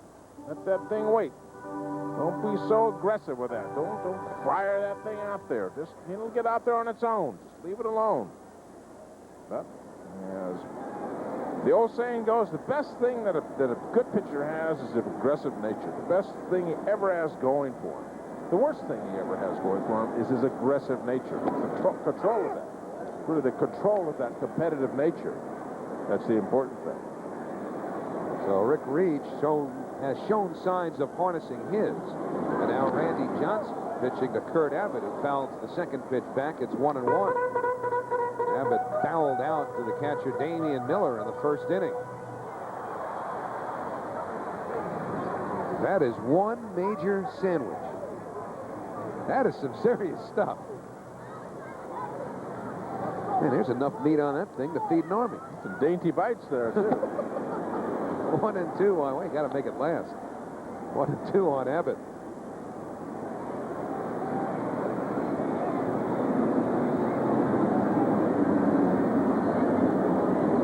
Robin Ventura hopes to get back in the San Diego series. Abbott down on strikes. So, talked about both pitchers are starting to settle in. Today, Michael J. Fox is turning high school into a howling good time in Teen Wolf. That's today at 5, right here on the WB11. Tom, Rick Reed has retired 6 in a row, and now Randy Johnson, after the home run to Piazza, has struck out 3 in a row. Well, how mad did he get on the Piazza home run? I don't know. It's a rhetorical question. Is that a factor in your mind? You're saying, because when you have a pitcher like this, you wonder where it is, what's going to take it to kick in. I mean, here's a guy making his 10 starts. He had 9 starts under his belt. In 7 of them, he gave up 1 run or less. So this is not the Randy Johnson that the National League has been seeing for the first 9 starts. And that home run, I mean, that's a little dent in your ego. I mean, that ball, that ball was hit a long way and hit hard, and you could hear it in Flushing Bay off the bat of Mike Piazza. I mean, we could hear it up here. It was quite a crack. Well, now he's come back to strike out 3 in a row, and maybe that's a turning point. Yeah, it could be. Who knows? And maybe it'll never kick in today. Maybe it's the accumulation of those Indians, of the innings pitched, that will catch up with him. Derek Bell, by the way, spent a lot of time on the bench today with Jay Payton. This is not the first conversation they've had, perhaps relative to the slump that Payton's been in, or some tips at going after Randy Johnson. Well, they're not talking about their golf game, that's for sure. I'll tell you that. One of the things I think, I don't know what they're talking about. See how Derek Bell's getting his hands going there. Jay Payton has real dead hands. He never gets the bat going. And Randy Johnson just throwing the ball right by him. Got to get the hands going. You watch Derek Bell, when he comes up, we'll get the camera on him next time. See how he's moving his hands back? Get him back. Get him going. Just like anything else, there's a backswing in it before you get things going. And Jay Payton is so strong. He's very strong in his forearms that he can just sit there, or has been able to sit there and just react to the ball. But he never gets the ball going. Jay, it looks like Derek Bell is saying exactly the same thing.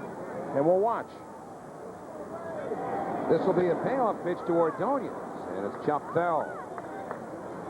So still 3-2 on Ray. Ordonez double with authority. The gap in left center field in the second inning. Another tip-off that the Mets were going to get some chances early today, and Randy Johnson.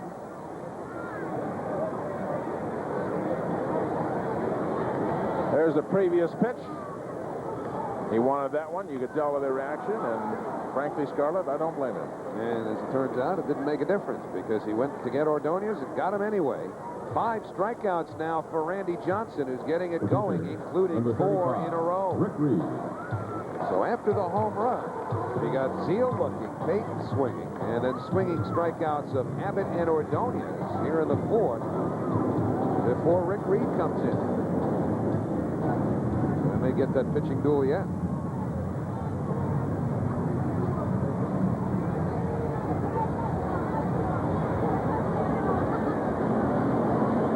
When Reed sacrificed in the second inning, that was after that Ordonez double.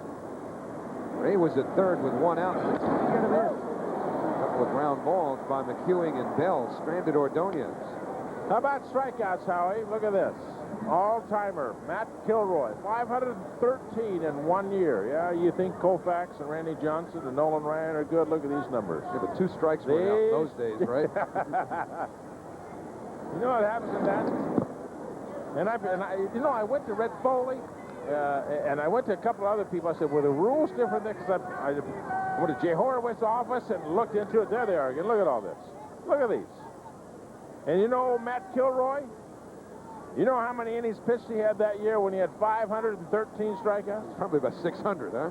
583 innings pitched. Right? That's right. 583 innings pitched. 1-2 now to Reed, who waves at the slider. Pud Galvin. Now I kept looking. You know, that Baseball Encyclopedia, what a fascinating book that is, because you could just keep going and going. Pud Galvin, back in 1883, he had 76 starts. What kind of man was he? Had 74 complete games, my boy. What's the matter? They didn't have closers then? Well, they didn't have setup men. He didn't work on a pitch count then? 76 starts and finished 74 of them. Well, let's see. Mr. Johnson now is halfway to Seaver. That's 5 strikeouts in a row. Don't get nervous there, 41. 3-3. Lucky with everyone born on May 21st. The only thing that comes close to the thrill of driving a new Dodge is the fun of saving on one. Now do both during the Dodge Drive into Summer event, where you can quickly reduce your Caravan down payment with a generous cash allowance, or cut your financing costs with this low 1.9% interest rate. The thrill of driving, the fun of saving, and your timing couldn't be better during the Dodge Drive into Summer event, going on now at your friendly Dodge dealer. Is this the line for the Ferris wheel? No, it's the Rick Springfield show. Rick Springfield? What are you doing? I'm calling Junior! Hello? 50 states, 1 rate, no roaming, and no long-distance charges. AT&T Digital 1 rate now starting at $59.99. So go back in time. There's no reason not to. Now get 200 extra anytime minutes a month for 6 months with any AT&T Digital 1 rate plan. Michelin would like to remind you, there's only one safety feature on the road that actually touches the road. Michelin, because so much is riding on your tires. Firm gave me a new Camry. Better dust off the old resume, Bob. It's a perk. Well, if you didn't get a Buick Century, you peaked. No. Oh, yeah. Unlike Camry, Accord, or Taurus, every Century comes with traction control, dual climate control, and 4-wheel ABS standard. Now you can get a Century 2000 Custom Special Edition with a Millennium offer worth $1,750, or lease one for as low as $279 a month, with just $779 due at lease signing. Residency restrictions apply. Call for lease details. It's the CEO. What are you doing in my car? I asked him the very same thing. Well, we go to the 5th inning, and as we look at the Toyota line score, you'll see some crooked numbers, but they're also in the first third of the game. Each of these starting pitchers has shown some serious signs now of settling down. These kids don't care what goes on necessarily with regard to whether they settle down or not, as long as they're at the ballpark having fun. They're dancing the woolly bully. That's Sam the Sham and the Pharaoh. Sham and the Pharaoh. Singing woolly bully. How about that? And of course, Art Shamsky, when he was on that 69 Mech Club, you know what his nickname was? Oh, Sham. Sam the Sham, absolutely. I was wondering where you were going there for a minute. Sam I'll get there. It may take me a while, but I'll get there. I hadn't computed that. Mr. Shamsky, part of that World Championship team. One of the nicest men you ever want to meet in your entire life. Absolutely. Tony Womack, Jay Bell, Luis Gonzalez. Up to start the 5th inning. Reed has retired 6 in a row. Throws ball 1 to Womack. He singled and scored in the 3rd.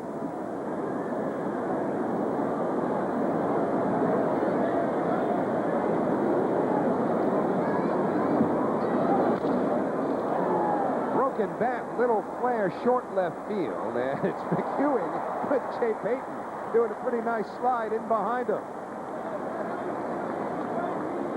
So Womack retired, and Jay Second Payton baseman, number 33, showing how to Jay back Bell. up your outfielder on wet turf. Replace all divots. That's a pretty good athlete right there.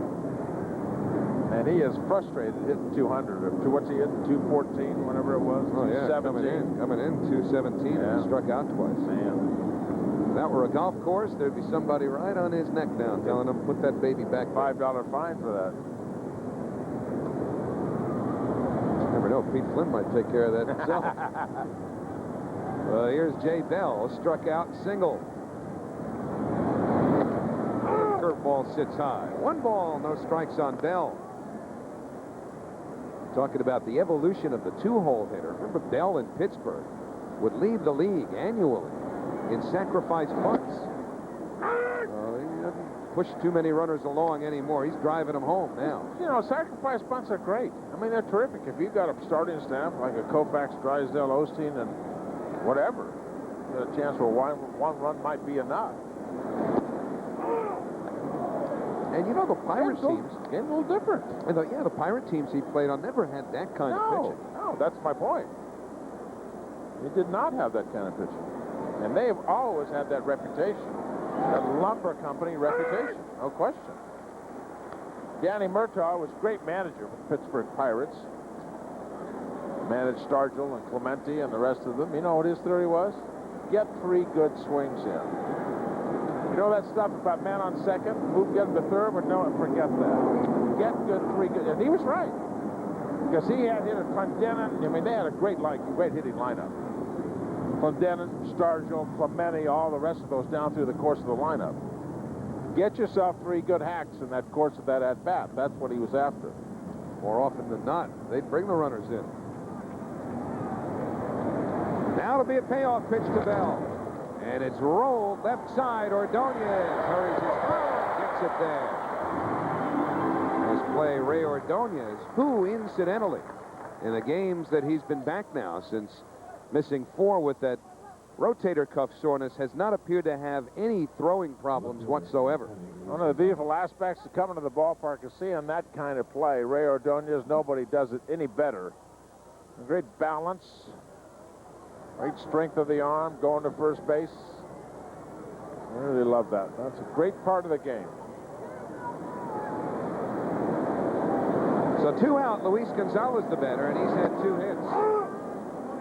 1 ball, no strikes. Take a look at the Ordonez play again. It is really a beautiful part of the game of baseball. Gets on the outside part of the ball, make sure you got it, good strong throw. Look at the throw. You can walk it over there and hand it to him any better than that. 2-0 now to Gonzalez. You know, watching Buddy Harrelson or any of the great shortstops through the history of the game, and I don't think I've seen anybody as good as Ray Ordonez. To me, it's worth the price of admission. And I'm, you know, biased, obviously, but I'm a pitching defense kind of guy. That's what I did for a living. That's what I really like about the game. I like those 2-1, 3-2 games. I'm not crazy about 12-10 and all that. And those defensive plays, spectacularly beautiful. You know, we took a poll not long ago asking fans what kind of game they liked the best in terms of the number of runs scored. A lot of people seem to think they'd go for the high-scoring ones. Went for the 1-0 jump. 3 balls, 2 strikes now to Gonzalez. So It's like reading a good book. You can get from the last to the end of it. nice suspense. That's right. It builds and it builds and it builds. That's one of the kind of straight lines, you know. What's the big deal about the no-hitter? Right. Gonzalez hit by the pitch on 3-2. Rick Reed hits his first batter of the year. And so Luis Gonzalez becomes a 2-out baseman. Reed had retired 8 in a row.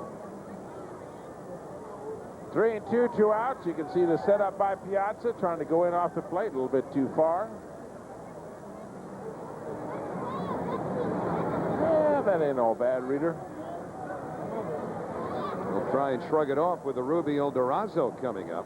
That situation, you know, well, you take the positive out of that. Yeah, you don't want the base runner, the guy with the home run hitter behind him, but you also let Gonzalez know and everybody on that bench that you will pitch inside. And he wasn't ready. There's no question. He doesn't want that to happen. But the positive aspect of it, he said, yeah, I pitch inside. I don't throw as hard as Randy Johnson. I don't throw as hard as Nolan Ryan.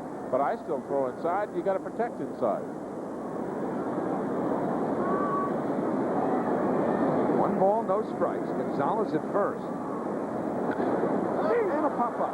Should end the inning. Abbott drifting back, and Ordonez over. Who's going to take it? It's Ordonez. And the side retired. No runs, just a hit batsman.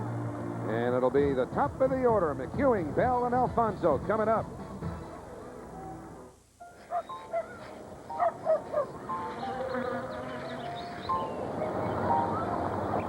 Even with all its sophistication and refinement, the effects of Jeep Grand Cherokee's legendary capability are still hard to miss. Mom, do we have more chocolate? Now lease Grand Cherokee Laredo for 0 down, $349 a month, and $874 due at signing at your Jeep dealer. Is this the line for the Ferris wheel? No, it's the Rick Springfield show. Rick Springfield? What are you doing? I'm calling Judy. Hello? 50 states, 1 rate, no roaming, and no long-distance charges. AT&T digital 1 rate now starting at $59.99. So go back in time. There's no reason not to.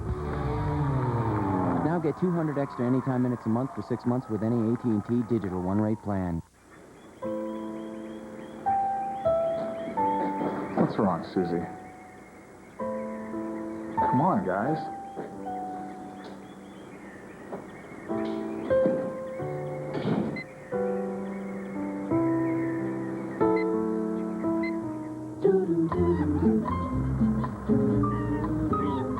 The complete internet, entirely wireless. OmniSky. Think it, do it. The award-winning Chrysler 300M. Now with less than 1% financing, just 0.9%. Only at your Chrysler Plymouth dealer. Left River, number 47. So we go to the last of the 5th inning, and the hit batsman by Rick Reed hitting Luis Gonzalez on a payoff pitch with 2 out proves harmless. Comes back to get the next batter, Rubio Durazo, to pop up. So as we go to the last of the 5th inning, we will sneak a peek at today's Dodge trivia question. Randy Johnson and Pedro Martinez, the leaders in that category. And of course, we're not talking about relief pitchers, short relievers who would not have enough innings to qualify. But among the active starters, regular pitchers, think about it. We'll have the answer for you a little bit later on. Joe McEwing doubled and then grounded to short. Johnson misses outside with his first pitch. Remember now, Randy Johnson has struck out 5 in a row. Zeal, Payton, Abbott, Ordonez, and Reed, all following the home run by Piazza.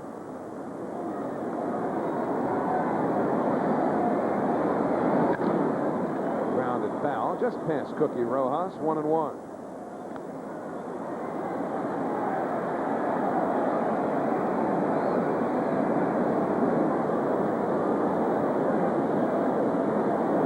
McEwing, who had such a good rookie year with the Cardinals last year, got his first taste of Randy Johnson the prior September. He came up to the big leagues for the first time and his first major league hit off. Big unit. Right here, he's behind in the count now. 1 ball, 2 strikes. That lineup is all right-handed against Randy Johnson, which is understandable because he is as tough on left-hand batters as any left-hand pitcher of this generation. Fouled back by McEwing. So it stands to reason that he would not have given up many hits to left-hand batters if only because he doesn't face many, and that the ones who have hit him have been real good hitters. And that follows true to form. Todd Helton, Mark Grace, and Sean Green, who had 3 hits in a game against him, are the only lefty batters who have had hits off of Johnson this year. You're a borderline kind of platoon left-handed hitter. You're not playing against Randy Johnson. 3 pretty good hitters, exactly right. Those 3 are legitimate big league hitters. That Hilton's going to be a good hitter in Colorado. Pop foul by McEwing. Boy, is he ever. Mark Grace on the disabled list now with a hamstring strain. Sean Green, those are the 3 left-hand batters who have touched Randy Johnson up for base hits this year. And Helton missed the first 2 games of the series with the Mets here at Shea earlier this week because of a slight groin pull. So Randy Johnson settling in, as we thought might be inevitable. Rick Reed has done the same.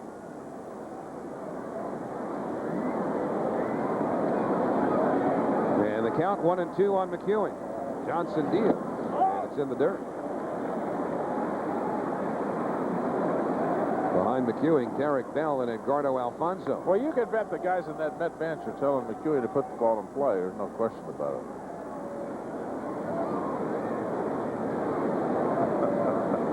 And somebody else probably wondering, now let's see, how far is he going to go with this Well, you brought up that 5 strikeout thing. Don't get nervous. So halfway to the record. Come on, Joe. Hit him in the line. Give him play, you know. So you weren't picking up any any vibes from the Met dugout? I wasn't thinking about that at all. Surmising what they might be saying. Nah, Joe, put it in play, baby. See, did you see Bobby Valentine? See, Joe? Yeah. Joe, put it in play, Joe. Here's the 2-2. McEwing hanging in. He's trying to help you out, Tom. Ah, it's great to get the beat. I love that. April of 1970. This receiver struck out the last 10 batters in a game between the Mets and the San Diego Padres, totaling 19 to tie what was then the record set by Steve Carlton. Randy Johnson leading the major leagues in strikeouts with an even 100 coming into this game. He's got half a dozen now. The last 5 in succession. Randy doesn't like that jet that's going over Shea Stadium. He pulled a plug on that pitch. So what you're saying is you didn't let those babies bother you. You'd have come right they home. Didn't bother me. You wouldn't have heard those. He didn't like that. Did you see that? He walked right off. Here's the 2-2. And it's ball. Sorry, Tom. Foul ball. But McEwing hanging in here. McEwing has fouled off 5 pitches in this battle with Randy Johnson. I wonder what the pitch is. We'll look at it again. Basically, fastball slider pitcher, Johnson. Well, look at that ball hook, and you can tell Joe McEwing got on the outside part of it. We'll be able to tell the pitch here. Looks like a fastball right down the pipe. 10th pitch in that at-bat. You do not see people pull Randy Johnson. I don't know if Randy's going to change up or not. Here's the 2-2. And McEwing continues to foul him back. An 11-pitch duel.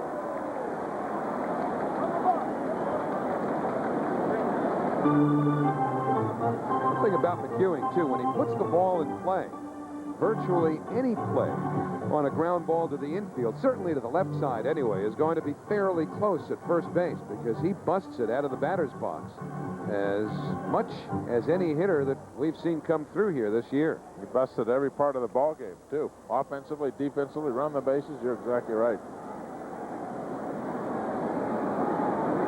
So again, a 2-2 pitch. And McEwing drives it down the line, but foul. It's getting interesting now. A dozen pitches from Randy Johnson, and he still hasn't gotten rid of Joe McEwing here in the 5th. He's been pulling Randy Johnson all day. Boy, that ball left right in the middle of the plate. He has gotten away with an enormous number of mistakes. We were talking about the top of the show about if you get a pitch to hit off of Randy Johnson, you got to hit it hard. Boy, he has given a bushelful to the Mets today. Again, a 2-2 pitch. And this is a fair ball. Line to left. Extra base hit, perhaps. Now as Gonzalez slides, that pretty much seals the deal. And McEwing can go into second standing up. What an at-bat by Joe McEwing. His second double of the game. Well, I think Joe McEwing has proven that he can hit the fastball. Sitting on it and getting it and pulling it no problem. Randy Johnson's got a better fastball than that, and if he doesn't, the St. Louis Cardinals made a big mistake in trading Joe McEwing. Tony La Russa thought that they did from the minute that deal was consummated. Wow. Now it's Derek Bell.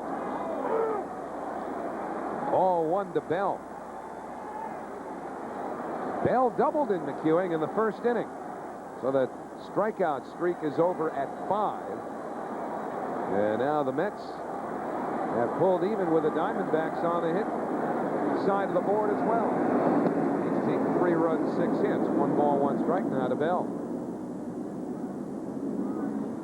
Every hit, by the way, the Mets have had today has been for extra bases. Look at that. 15 in his first 9 starts. And 6 already in half a game today. Well, that tells you this is not the best stuff that Randy Johnson has had this year. Foul by Bell, 1 and 2. That's remarkable. He's given up 15 extra base hits in 9 starts. You know, that covers 74 1/3 innings. And here in 4 innings plus, still nobody out here in the 5th. Piazza's home run, 1 of 6 extra base hits off of the big unit.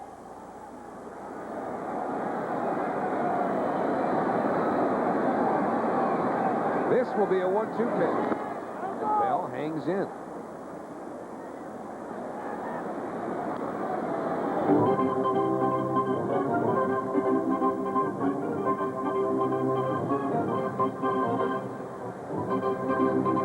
Bell got to know Randy Johnson early on when Bell broke in the early 90s with the Toronto Blue Jays. Faced Randy Johnson twice. His first week in the big leagues didn't go all that well. Bell was quickly sent down to the minor leagues and was disappointed because they said, well, you may not be ready yet. He's thinking, ready? I'm hitting Randy Johnson right out of the minor leagues. The 1-2 pitch. Inside, ball 2. Johnson's now thrown 18 pitches in this inning already. Most of those, of course, in that tremendous at-bat by Joe McEwing. Keep that A-B in the back of your mind, too, as the rest of this game evolves. 2-2 to Bell. McEwing leads from second. Line drive, foul. Derek Bell making a bid for an RBI hit. A couple of very interesting at-bats. You're exactly right, Howie. Joe McEwing eating up a lot of pitches to start off the inning. Derek Bell has not had a good swing on a slider all afternoon. Has had very good swings on the fastball from Randy Johnson. And that ball just foul was a slider. Looked like he left it up and a little bit in the middle of the plate. But Derek Bell is a dead fastball hitter, and that looked like the slider. Yep, slider, and he got it down where he could get at it. Bell just missed getting a base hit. Now the 2-2 pitch. That fastball just off the inside corner. The frustration in Johnson's face, shaking his head on that one. That ball's way inside. And I hope he didn't want that, and hope the shake was for himself, really, about the quality of the pitch. So now he's full to Bell with Alfonso and Piazza to follow. Got him. Well, Johnson picks up his 7th strikeout as Derek Bell goes down on a slider. 1 away, and Alfonso will be next. Number 13, Edgardo Alfonso. Back to the slider again. Bread and butter for Randy Johnson against the hitter. Wow.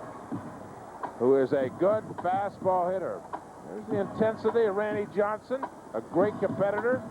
A little bit of his game face. Ooh, that was a good one. See how that ball broke right at the end? Real sharp break at the end. That's the effective slider. He has not had that consistently today. That's been the difference. What's the trick, Tom, mentally? When you recognize as a pitcher early you don't have your best stuff, does it affect what you'll throw and when? Yeah, keep looking. Keep searching. You go back there, your mechanics, and try to find what were you doing correctly and or incorrectly. Well, he really gets out there on that breaking ball. You can see it break very sharply right at the end. Fastball away to Alfonso, who doubled in a run in the first inning. Flied out to center in the third. A 3-3 game here in the 5th. McEwing is at second with 1 out. On the outside corner, 1-1. He hasn't gone out there very much. That's one of the few strikes he's gotten fastball on the outside part of the plate. He's gone out there, but not for strikes. Hasn't got many strikes on that outside part of the plate. Threw that ball pretty good. Now Johnson steps off. McEwing had been dancing around off second base. And he might not have felt he was being kept particularly close, so now the second baseman, Bell, moves a few steps closer to the bag, trying to keep McEwing close. He's back into position as Alfonso gets jammed. Fouls it back 1-2. Well, that's a pretty good example right there. Power pitching inside. That was a pretty good fastball. In off the plate, boring in on you. Like the same way that Al Leiter throws. Come in real hard right at your front elbow. And Alfonso, well, looked at that pitch, said that looks like it's going to be a good pitch to hit, and all of a sudden boring down in on you, right on your hands. And actually did a good job fighting it off. 90 pitches already for Randy Johnson. This is a guy who has made a habit of pitching low-hit games. He has 1 no-hitter, 3 one-hitters, 2 two-hitters, and a couple of hands full of 3-hitters in the major leagues. Well, he's given up 6 hits, 3 runs so far, midway through this one. 1-2 to Alfonso, and that fastball just missed 2. 2-2.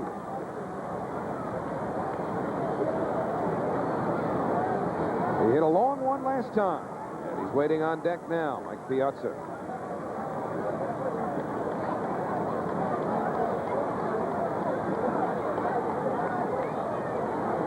This will be a 2-2 pitch, and Alfonso goes down on strikes.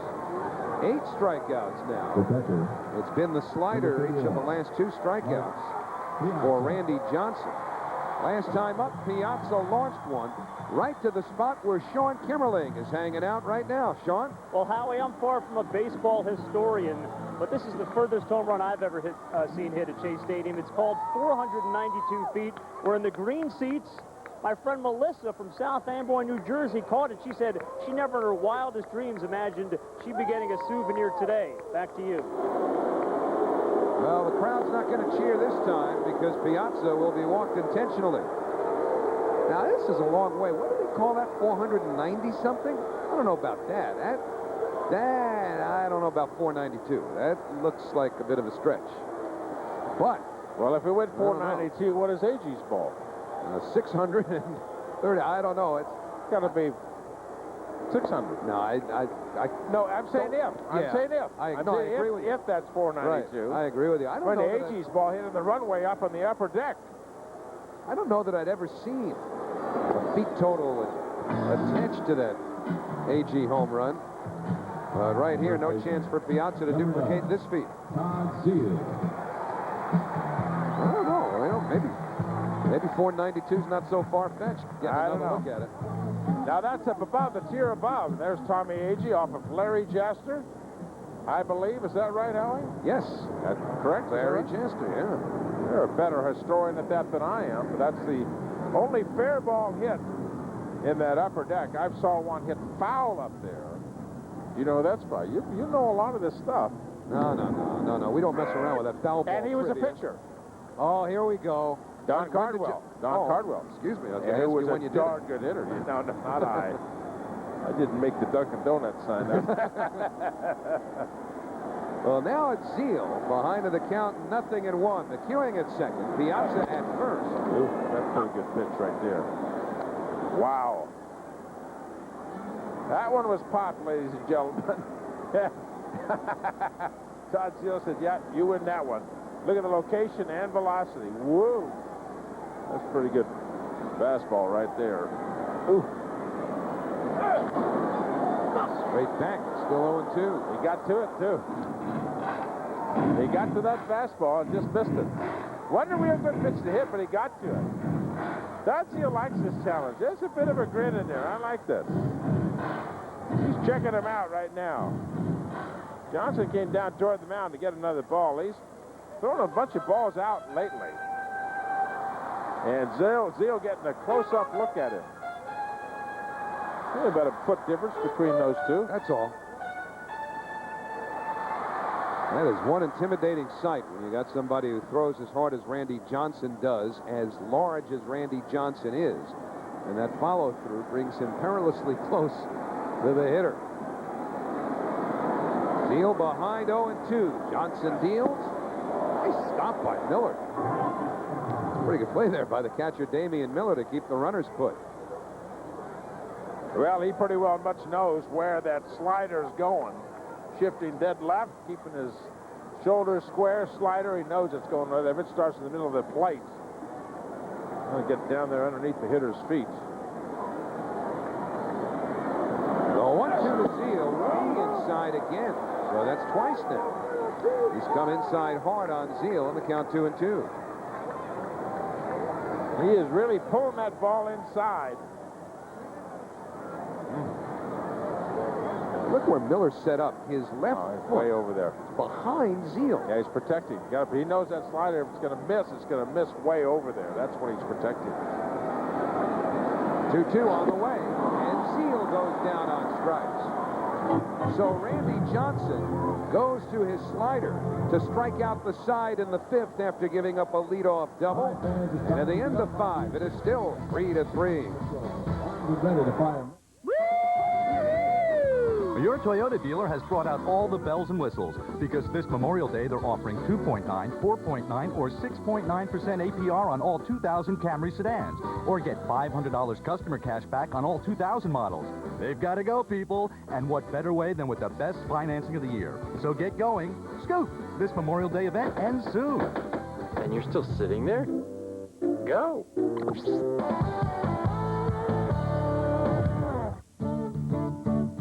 A small business is more than a collection of people. It's a team that plans together, forms relationships together. That's how the small business team at Chase works too. Experts in what small businesses really need, from cash flow to credit.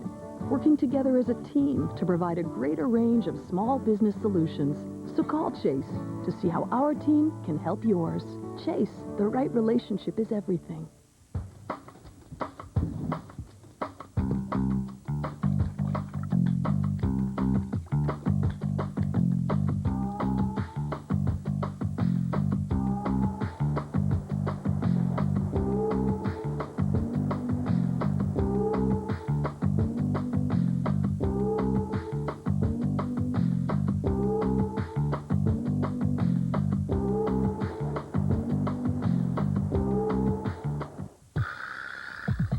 The only thing that comes close to the thrill of driving a new Dodge is the fun of saving on one. Now do both during the Dodge Drive into Summer event, where you can quickly reduce your Caravan down payment with a generous cash allowance, or cut your financing costs with this low 1.9% interest rate. The thrill of driving, the fun of saving, and your timing couldn't be better during the Dodge Drive into Summer event, going on now at your friendly Dodge dealer. Let's revisit that Dodge trivia question having to do with strikeout pitchers. All right. The active pitcher, third in strikeouts per 9 innings behind Randy Johnson and Pedro Martinez. Hideo Nomo. Now with the Detroit Tigers. 1 ball, no strikes on Steve Finley to start the top of the 6th inning. I had no chance at that. I would not have come up with that either. And a 1-0 outside for ball 2. Probably would have picked one of those. Kevin Brown or... You know who else is striking a lot of people out this year? The kid who had that great game 2 weeks ago against the Mets, the one-hitter, Ryan Dempster. Oh, yeah, Dempster, yeah. Among the league leaders in strikeouts. 2-0 to Finley. Taken for a strike, 2-1. Hideo Nomo with a split finger or forkball, depending upon your preferred terminology. Line to right by Finley. Bell has to play it on a hop. Derek keeps it in front of him. Finley aboard. Leadoff single here in the 6th inning. And Finley now 2 for 3. Right fielder, number 16, Travis Lee. Well, Rick Reed got behind Finley and threw him a changeup for the strike. Off-speed pitch, and then threw another one, got it up. Good play by Derek Bell in right field. Got to give that ball a chance if you can get to it. And, you know, part of that way into rushing in, he knew he could not get there in time, and all he had to do was block and keep the ball in front of him. Try to catch that ball on the one hop, just try to keep it in play in front of him. He's a good aggressive hitter. Derek Bell, good aggressive hitter, good aggressive outfielder. Working his hand over there. I wonder if that ball came up and might have gotten him on the finger. Might have got him on the end of a fingernail. The 0-1 to Lee fouled away. It's 0-2. Something we'll have to keep our eyes on. He's still shaking his hand finger out there. He may kind of hit a nail out there. Not getting any sympathy. Looking over to Jay Payton, said he wanted to talk to him. Take a look at it here. Yeah, right on the thumb. Like he hit on not the nail, but the bone. Finley diving back into first. See, he's continuing to shake that hand out in the right field.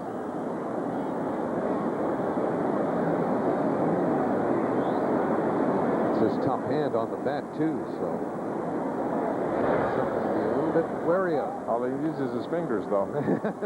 That's true. True. Keep that thumb off. Yeah, keep that thumb off. All he needs is your fingers. That was the fun. Oh, now they tell me.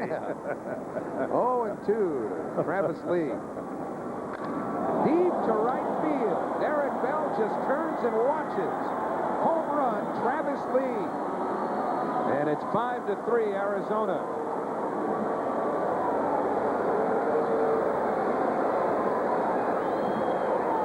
The 9th home run given up by Rick Reed this year, and that was one of those no-doubt jobs.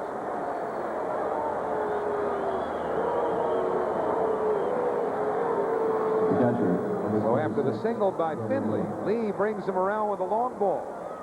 And Randy Johnson has a 2-run lead now. It's 5-3 Diamondbacks. Well, you can see the disgust in Rick Reed's voice and face, if you could read his lips.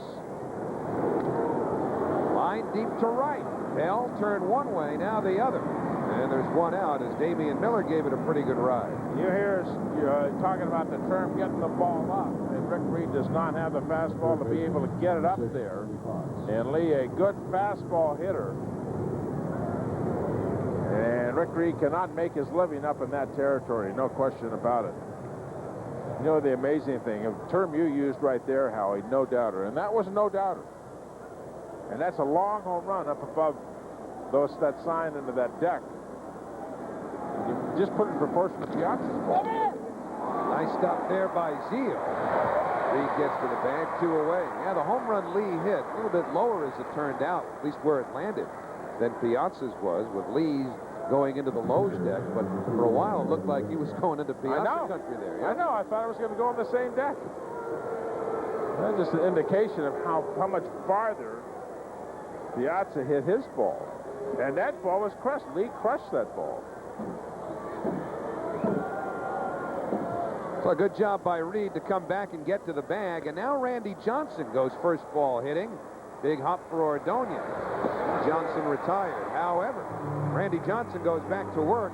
He'll have a 2-run lead thanks to one swing of that man's bat, Travis Lee.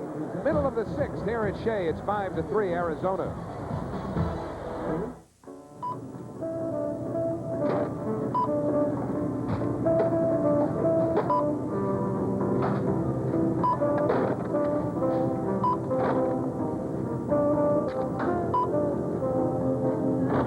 Michelob Light has a smooth, satisfying taste you won't find in an ordinary light beer. Have a nice day. Beer or Michelob Light.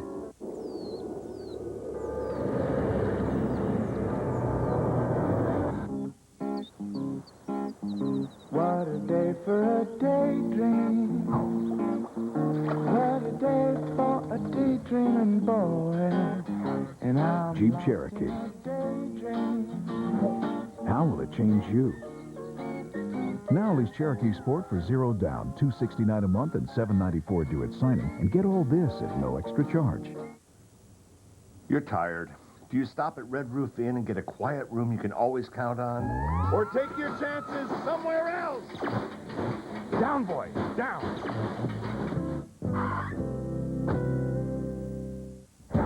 Now through Memorial Day, cash in with special limited time deals on some award-winning Nissans. Like the Nissan Altima, the luxury driving experience full of options you can afford. Now with $2,400 in total savings. Or the Nissan Quest, a best overall value of the year, now with integrated video cassette player included.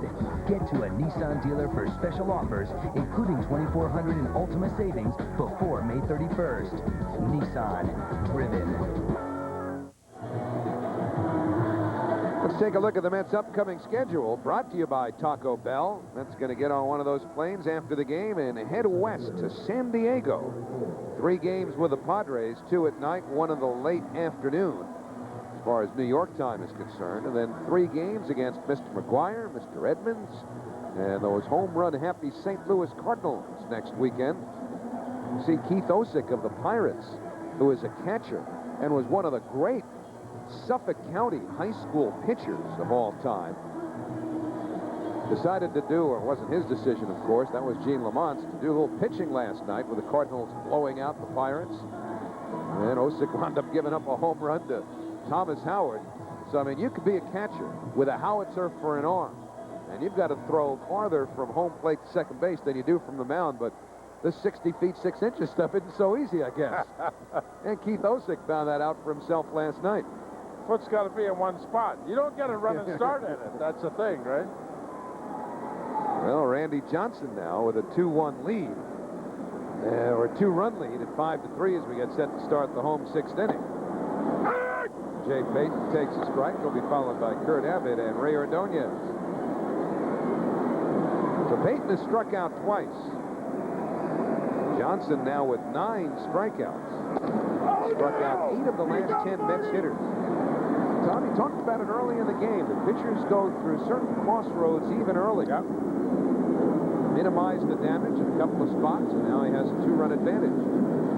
Having found that strikeout pitch, and he's been getting those strikeouts with the slider.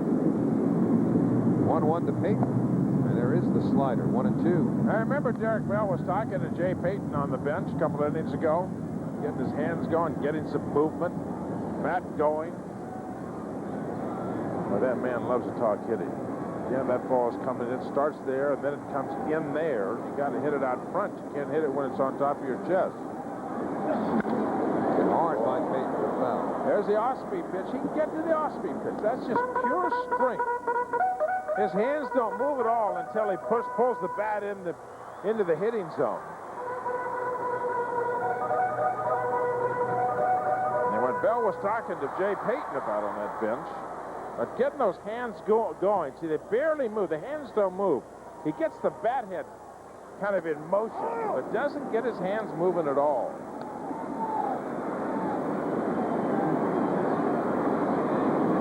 Pretty interesting when you consider the minor league numbers that he's put up. How well he's hit Your strength in the past. Your strength. He is a strong individual. 2-2 on the way. This one's popped foul. Will reach the seats. Still 2-2 to Peyton. Watch his hands again. See his hands there? Look at this. How much his hands move? They don't move at all until he goes to the ball. Then they come out of that little circle. It doesn't get him moving. Now watch Derek Bell. Watch it. We'll do the same kind of thing. If their hands are in that circle, where are they going to go? Pitch on the way, see him? We go all the way back to the back of that circle. So he kind of loads up, if you will. And for the third time this afternoon, Jay Payton goes down on strikes. If I remember right, all three of the strikeouts to Payton have been with heaters, fastballs from Randy Johnson. Although all three of his strikeouts in the fifth inning were with sliders. First time Payton struck out, he chased a pitch way out of the strike zone. That's number 10 for Randy Johnson. Another day at the office for him, another double-digit strikeout performance. In one game this year, he has not been in double digits. His high strikeout of the season, 13. He's done that twice against the Dodgers in Pittsburgh. He's averaging over 11 strikeouts a game. He is on track. Now, that's notwithstanding, excuse me, potential injury and potential slump or whatever, but he is on track for breaking Nolan Ryan's record for strikeouts. Nolan had 383. Last year, Johnson had 364. Nolan Ryan, when he set his record, went to the last game, the last batter, I believe, of the season to beat Sandy Koufax by 1. 383, 382. Yep. 1-2 to Kurt Abbott, and that is just fouled off. Came that close to making it 11. You think Nolan Ryan was reaching back on that last strikeout to get past him? Can you imagine hear him grunt? Because he was a grunter. When he would throw, you could hear him, you know. The Monica Seles of baseball, huh? I think if we went far away from Earth, far enough away from Earth, we could probably still hear that. 1-2 on the way to Abbott. Fouled away. Hey, have you spoken to him since he had his operation? I have not spoken to him. I called home a couple of times and actually just wrote him a note the other day. And the word that I got that he was on his way to the doctor when I called the other day for a checkup, and he was doing fine. Everything seemed to be fine. Nolan Ryan. Kind of the semi-final checkup, if you will. Randy Johnson blows that one past Kurt Abbott. 11 strikeouts for Johnson. The last 3 in a row. Take a listen to this.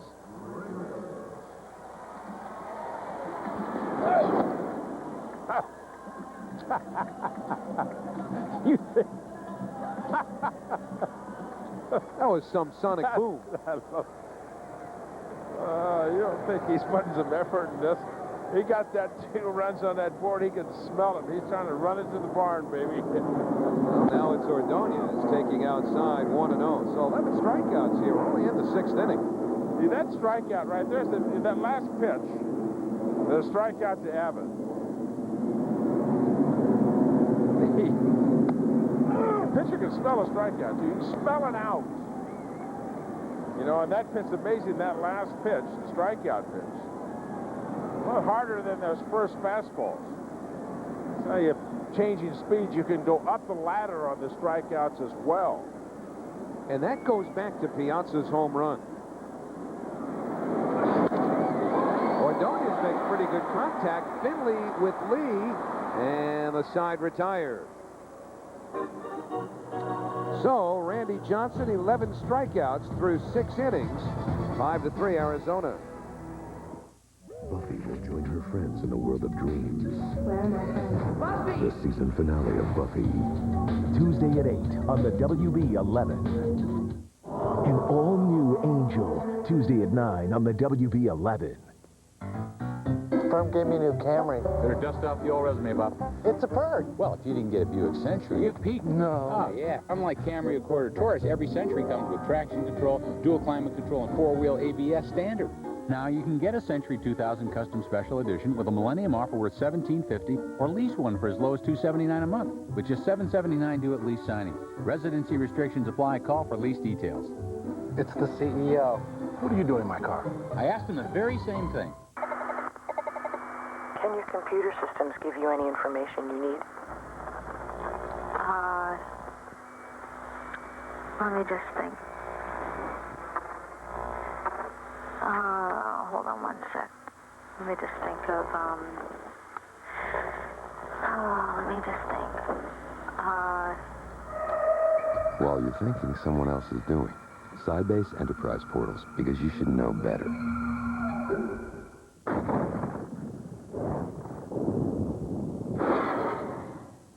Microfinished camshafts and lightweight pistons means less friction.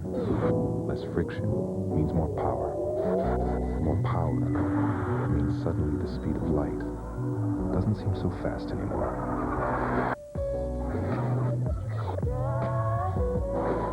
The Infinity i30. It's all the best thinking. We go to the 7th inning at Shea Stadium. Arizona leading the Mets 5-3. Let's see what else is happening on our Toyota National League scoreboard. The Dodgers leading the Marlins in the 8th inning. Atlanta up on San Diego by a run in the 7th. Got a late start in Philadelphia because of rain. The Expos winning again, as are the Cardinals. And the Giants, who have really struggled, losing 9 out of 10. Reds and Cubs scoreless. That completes the National League scoreboard. Tony Womack back up at the top of the order. And sometimes it works out that a leadoff hitter in the batting order actually leads off more than one. I think Bobby Valentine was saying last week the average is about 1.7 or so times over a 9-inning game that the first man in your order will actually lead off an inning. Well, this is the 4th time that Womack is doing it today. Been on base once with a single and 3 prior trips. And he pops this one up. Jay Payton, center field. There. 1 down. So with 1 out, Jay Bell will be next for Reed. Tuesday, Buffy joins her friends in a dream world where their lives are in danger and the rules don't apply. On the season finale of Buffy, Tuesday at 8, only on the WB11. Jay Bell 1 for 3. Singled and scored in the 3rd inning. 0-1 to Bell. So Diamondbacks have now out-hit the Mets 8-6 and lead 5-3. This ball for a strike, 0-2.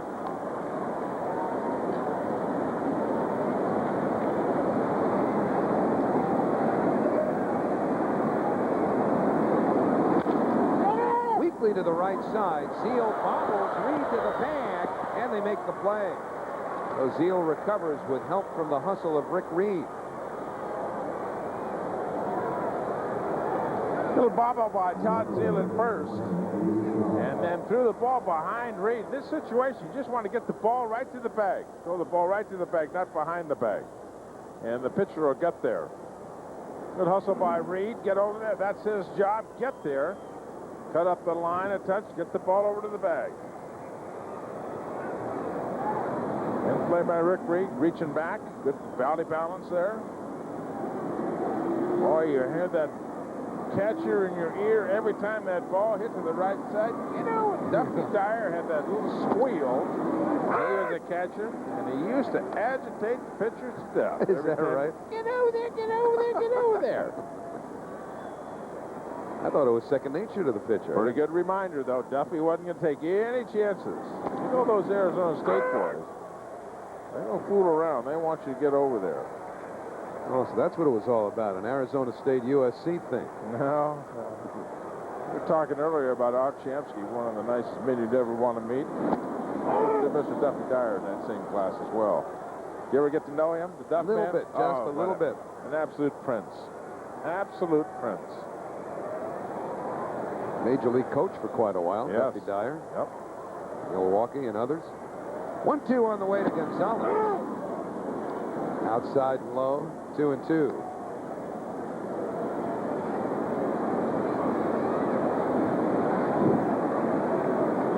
Rick Reed about to deliver his 100th pitch of the afternoon.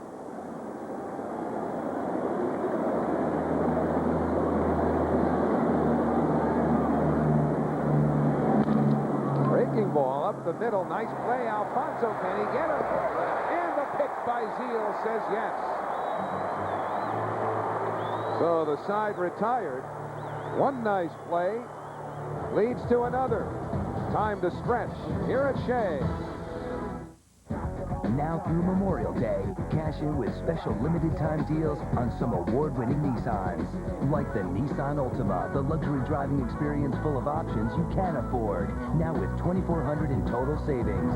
Or the Nissan Quest, a best overall value of the year, now with integrated video cassette player included. Get to a Nissan dealer for special offers, including $2,400 in Altima savings before May 31st. Nissan, driven. How about lunch? Yeah, let's go to a steakhouse. Then we'll buy a couple of sports cars and race to the coast. No, I'm serious. This is Wendy's. Steakhouse bacon cheeseburger. Make that two. He's buying. Wendy's Steakhouse Bacon Cheeseburger is naturally smoked cheddar and Swiss bacon and sautéed onions in a steak sauce for that steakhouse taste. Please give my compliments to the chef. Try Wendy's delicious Steakhouse Bacon Cheeseburger today. Now, Biggie size any combo and play Dave's Biggie Escape. You can win a trip to Universal Orlando and ride the new Men in Black Alien Attack. It's out of this universe.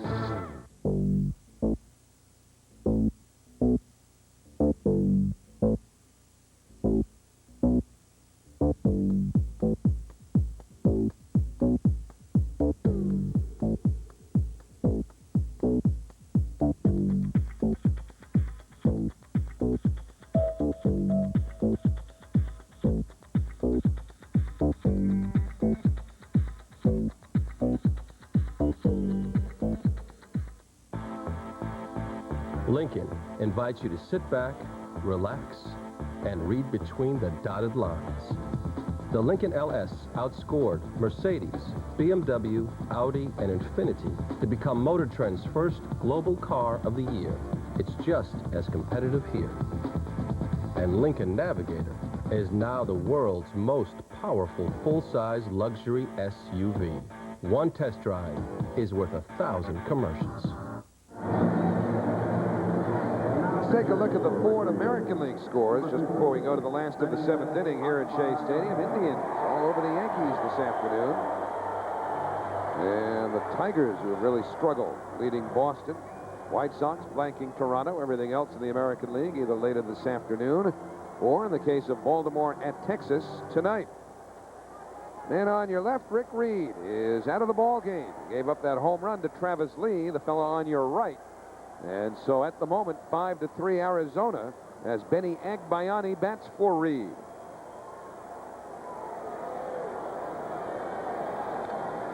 Fouled straight back. 1-1 to Benny. As a pinch hitter this year, Agbayani 5 out of 9. Interesting how things have worked out. Remember all the talk about Agbayani perhaps going down to Norfolk because he had options available. 1 and 2 to Benny. This, of course, when the season started. And people were telling him, you know, just hang in there because things happen. Things evolve. And they certainly did between Ricky Henderson being released and the injury to Melvin Mora. So Benny's here. Figures to be. Bobby Valentine fought for him. He wanted him on the ball club. Did not want to send him down. He said it is not fair to Benny Agbayani. He has worked hard to get here, deserves to stay here. And Bobby Valentine stood right by him. And the way it's worked out, been here all year and contributed. Melvin Moore, by the way, said this morning he expects to come off the disabled list as soon as he's eligible later this week. 1-2 to Agbayani. There's Melvin. On the outside corner. Randy Johnson picks up his 12th strikeout. And there's one gone in the 7th. The left fielder, number 47. Boy, when it kicks in hard. And Randy Johnson, since about third inning, man. You say, well, right across the plate. Yeah, if you're looking in, if you're looking slider, that's why you can't hit that pitch. You remember the slider that Todd Zeal struck out on? When you see that, yeah, it's a fastball right down the middle of the plate. Yeah, maybe it's 95 miles an hour. The hitters can hit 95-mile-an-hour sliders.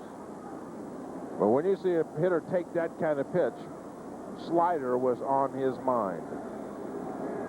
So Agbayani back to the bench. McEwing, who fought such a great battle with Johnson his last time up. One of the things you said when we left the air last inning after Johnson, Ted, he's got it going, got it together, and doing it with sliders. Those guys, we're not the only one watching this game. Those guys over there watching it too. They know those sliders are up there. They saw that slider to Todd Zeal. Benny Agbayani has watched every right-hand hitter up here. No question. But McEwing certainly had a great battle last time. Well, pitch at bat for McEwing. Finally doubled to left field, so he's doubled twice. And most of the damage that Randy Johnson has done has come since that Piazza home run. But McEwing hits one deep to left field. That's a double!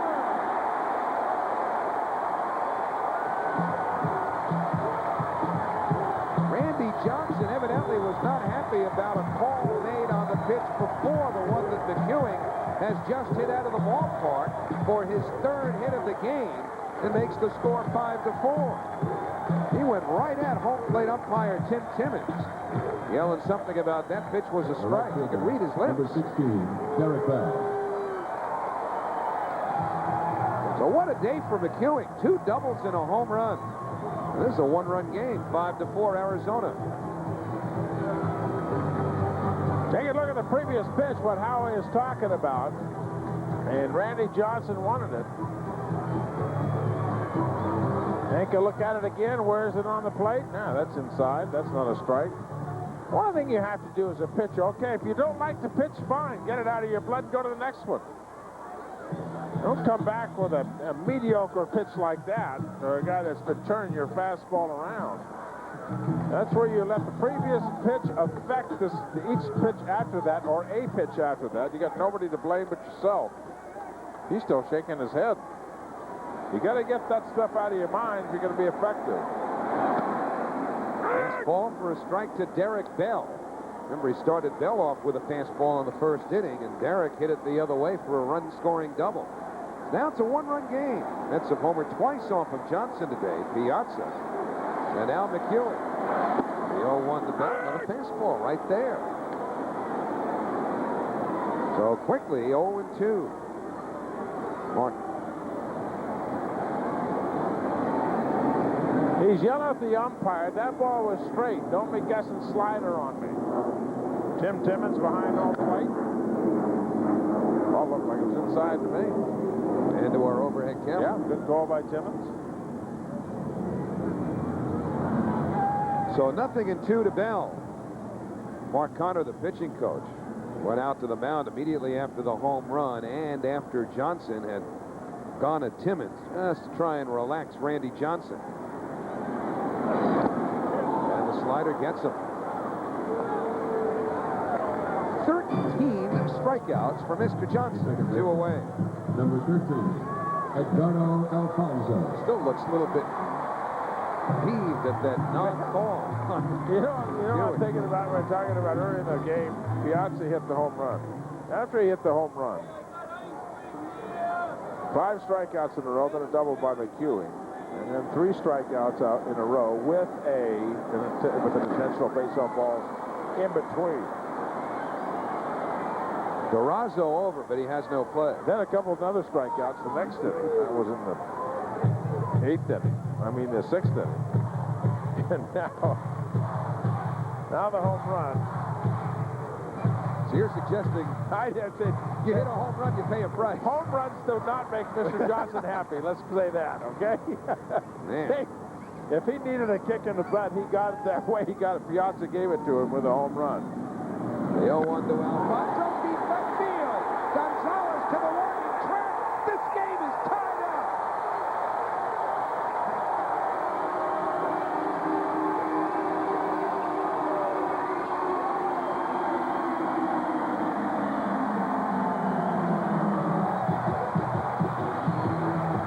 He homered off of Randy Johnson last October in a playoff game. He homered yesterday to make it 8-0. This one ties it at 5. For Alfonso, his 7th of the year. And now Johnson is gone. This is the second trip Won by the pitching coach, now by Buck Showalter. Alfonso launched it. Randy Johnson just looked back again. Home plate umpire Tim Timmons. So Johnson, who struck out 13, cannot win. He leaves tied at 5.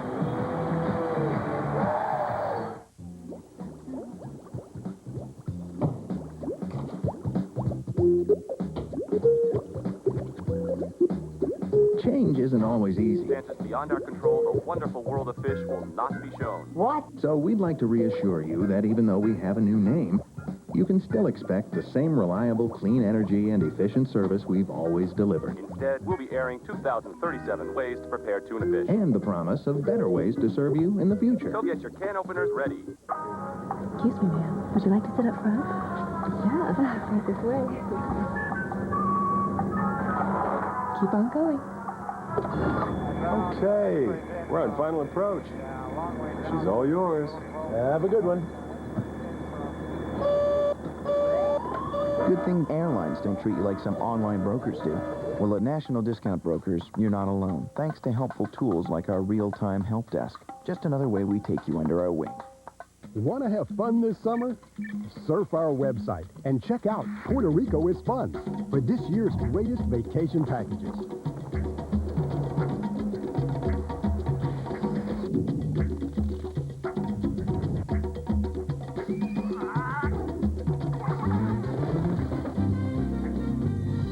So what's it gonna be? Are you staying home?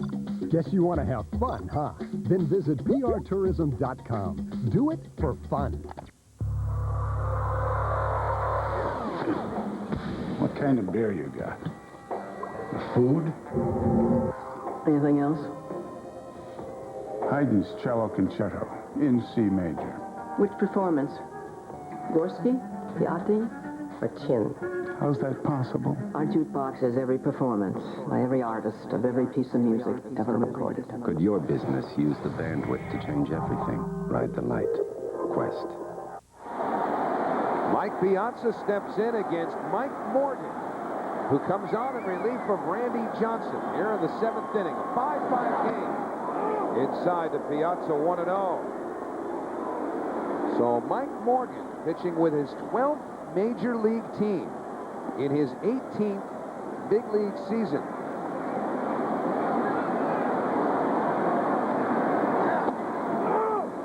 Two balls, no strikes to Piazza.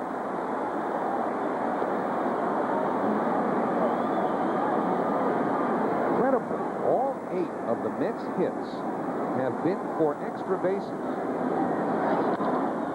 Pulled to the third baseman, Fox. And the side retired. So the Mets, with a couple of long balls, get even. And we'll go to the 8th, tied at 5.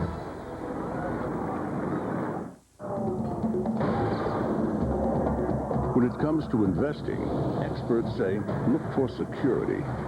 The confidence of safe returns. We couldn't agree more. Chevy Blazer. With a steel ladder frame and side door beams, it's a safe place for your valuables. A little security in an insecure world. Chevy Blazer. Like a rock. Lease a 2000 Blazer 4-door 4-wheel drive for as low as $299 a month. Residency restrictions apply. Call for important lease details.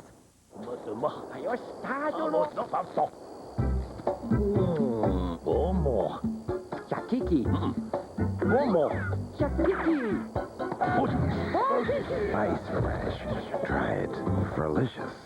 Mets baseball is fueled by fan power. Step into the action in your official team apparel from the Mets clubhouse shops. It's the real thing. Baseball caps, jackets, jerseys, just like the Mets wear. It's all here at the Mets clubhouse shops. Get the new look Mets collectibles and tickets to Mets home games. Mets fan power, the most powerful force on earth. Step into the action with your official team apparel from the Mets clubhouse shops. Roosevelt Field and Menlo Park malls and our new flagship location at 143 East 54th, Manhattan.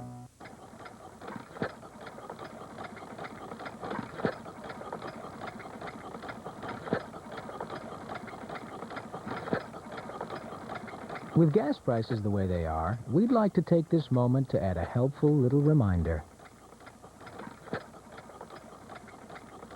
The very fuel-efficient Civic from Honda.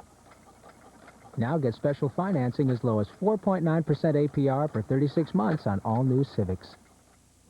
For the New York. Well, let's take a look at the Toyota line score as we get to a 5-5 tie. And one of the ways we came to this tie, Tom, Randy Johnson getting rattled. Well, was Randy Johnson upset after this pitch? Our overhead camera said no. Johnson says that's a strike. That's straight. Next pitch. Joe McEwing, who has had himself quite a day so far, with a couple of doubles and a home run. That was the 4th run of the day. And then Edgardo Alfonso. Listen, I can handle this one. You can sit right there and watch it. That another pitch with not much on it right down the middle of the plate. So both starters will be out of here with no decision today. What we thought would be a pitching matchup, a great pitching matchup with Rick Reed against Randy Johnson, a couple of pitchers with different styles. Didn't turn out that way. That's remarkable as Dennis Cook enters the game now. When you think that in the previous 9 starts by Randy Johnson before this game, and that covered a total of 74 and a third innings, he had given up altogether 15 extra base hits. That today, in 6 2/3 innings worked by Johnson, the Mets 8 extra base hits, all of their hits for extra bases. And so Dennis Cook enters the game all even, and he'll go after Greg Colburn first off as a pinch hitter for Arubio Durazo.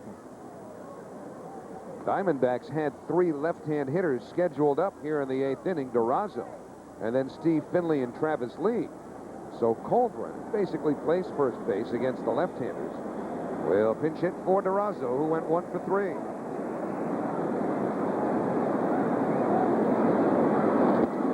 Nothing in 1. Both pitchers giving up 5 runs on 8 hits. Yep. 3 home runs off of Randy Johnson. Rick Reed, of course, giving up a long one to Travis Lee. Gave Arizona the two-run lead at 5-3. Colburn goes around. It's 0-2. Dennis Cook pitched a scoreless inning yesterday, striking out 2, and so all even in all departments here in the 8th inning.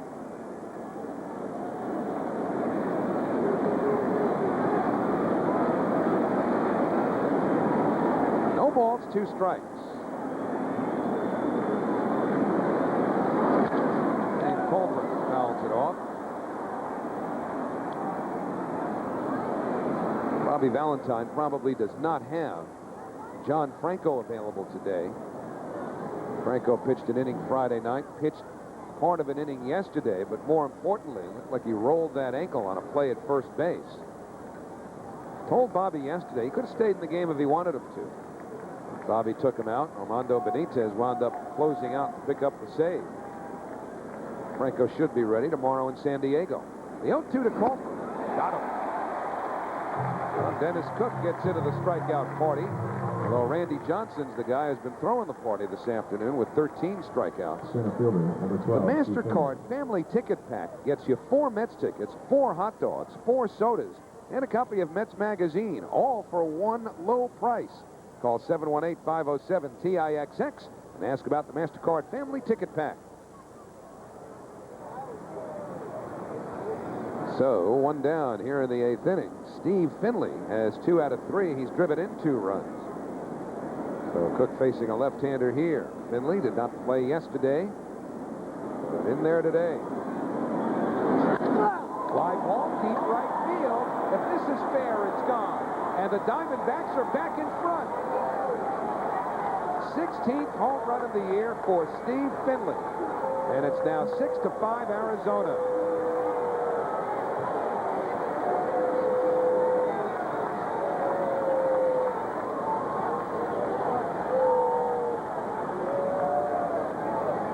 That is the 4th home run given up this year by Dennis Cook. He gave one up to Preston Wilson last week and didn't pitch for a week. That was until yesterday. Now with 1 out, he gives up a long ball to Finley. He is not a big man, and you wonder where the power comes from. He generates tremendous bat speed. Steve Finley last year, as Howie said, 34 home runs. And a no-doubter, a no-doubter. Travis Lee pulls one deep down the line, but foul. Tell you what, he really got some good bat speed, that Finley. That bat head gets to the ball very quickly.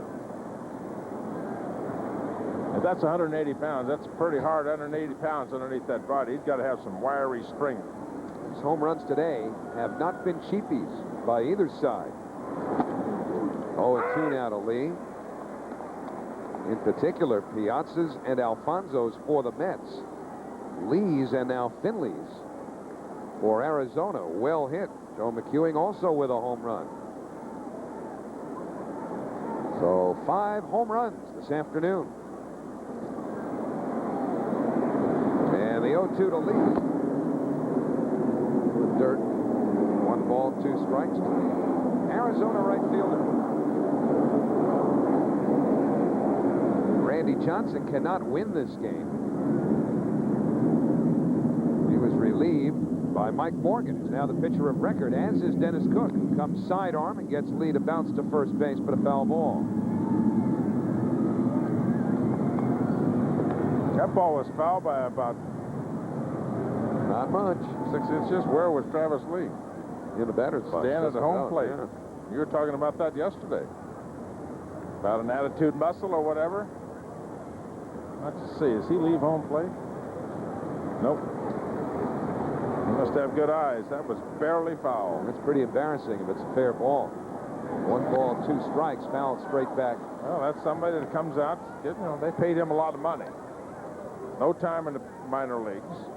Learning his trade. He came up and he hit, you know, he was respectable his first year. He hit, what, 267? And last year, second year, going the opposite way, hitting somewhere between 230 and 240. 1-2 pitch on the way. And that's in there for a called strike 3. And the rain has revisited Shea Stadium. It's starting to come down now. We had a slight mist earlier today, but now it is raining. We have 2 outs in the 8th inning, and the Diamondbacks leading 6-5. Damian Miller, the catcher, will be next.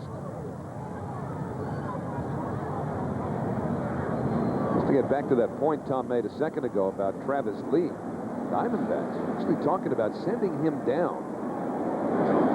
He has options remaining. We have a couple of people coming off the disabled list this week, not only Matt Williams, but also Turner Ward. And they were trying to give Lee a wake-up call here at the big league level, saying that become a little too complacent with big league life. And that last non-run out of the batter's box, an example of why Lee's been in a little bit of hot water. But the power that he exhibited in the 6th inning with a 2-run home run is why they would be reluctant to send him out. It's just kind of about how you go about your business. You come in this ballpark and you watch how Joe McEwing goes about his business. That's a perfect example. You know, guard a ball that no matter where it is, there's hustle. To Jay Payton. You know, it's a routine ground ball to shortstop, and boom, I'm busting my rear end to get to first. Mike Piazza, superstar. He busts him, ground ball, infield, I'm busting to first base. That's how the game is played. 1-2 to Miller is low. I saw one night Coffins Fisk turn around and get in Deion Sanders' face for not leaving home plate. I mean, I thought Carl Fisk was going to kill him. I think I remember that. Yeah. And you know what he was telling us? That there is one way to play this game as a big leaguer, as a pro, and you put your effort into it. Slowly hit. Abbott has to hurry, double clutch, and then Zeal unable to dig it out. Abbott looked like he had just a little trouble getting that ball out of his glove. And that pretty much ensured that Miller would wind up at first base. And you know what happens when you hustle?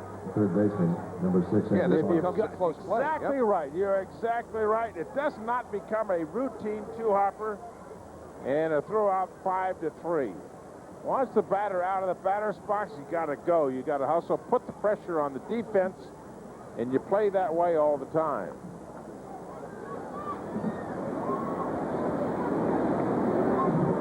And the hustle pays off as Miller is given credit for an infield hit. So now it's Andy Fox. Pretty well ties the whole thing together there. Unless you consider the other side of it. I don't agree with the call. Okay, that's where I was going there. But no, your point is that what was a simple play, or could have been a simple play if not for the double clutch, became a close play and ultimately one that was lost because of the hustle coming out of the batter's box. So, Andy Fox, the hitter, as they pay some attention to Miller at first base. Well, I could imagine with the intensity of a Carlton Fisk, he would be one of the guys to look at Deion Sanders, who was really a part-time player, call him out. And a superstar in the other game. It's football, you know. I mean, here's a real legitimate evidently superstar in that game. But the message sent was there is one way to play this game. If you're going to play baseball, you play it as the consummate professional. You hustle, you run them out. Miller just did. That's why he's at first base, checking in with third base coach Brian Butterfield. And Cook misses again. So 2-0 to Fox. You see Cook working the mound here as Butterfield relays the signs. Rick Reed, in between innings, talking to Dave Wallace, made a couple of motions earlier in the game which indicate that he might have felt like he was slipping a little bit in his follow-through. Inside, 3-0, and again, Dennis Cook working on the mound a little bit. If you're slipping, I mean, you call the groundskeeper out and put the dry stuff down. And none of that's been done. Yeah, that's nobody's fault but your own. If you don't like the way it is right now, call him out there and put some stuff down. You know, if you're slipping and you're sliding out there, you got nobody to blame but yourself. Swinging 3-0, Fox fouls it back. So Cook again smoothing out that landing area. The rain that's coming down now, not even as hard as it was about 5 minutes ago. And there's that other thing that's available to the players to just wipe those spikes off on. You come off a golf course, you have that available to you to get that mud out of the spikes. And Fox gets under one. Hits it deep to center. Payton appears to have room, and he does. Andy Fox did not miss that one by much, even though he hit one to the deepest part of the yard. But the ride by Finley has the Diamondbacks in front.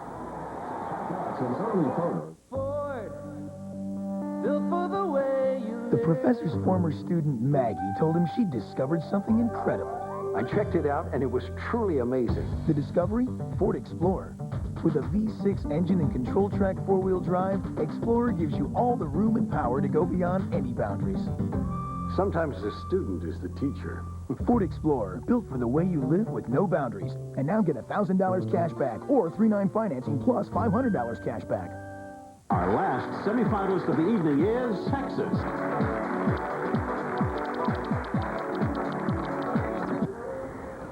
The strong southern winds sweep across the grassy marsh. It's spring. Time for the water buffalo to find a mate. Now you control what time your favorite shows come on. Weird, isn't it?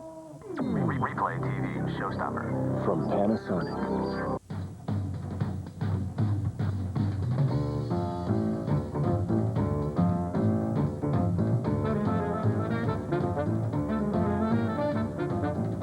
The BMW 3 Series Sedan and Coupe, each starting under $30,000. Fun for Daddy-O, Mommy-O, and even Baby-O. BMW, the ultimate driving machine. Visit your local BMW center for a test drive. And playing first base.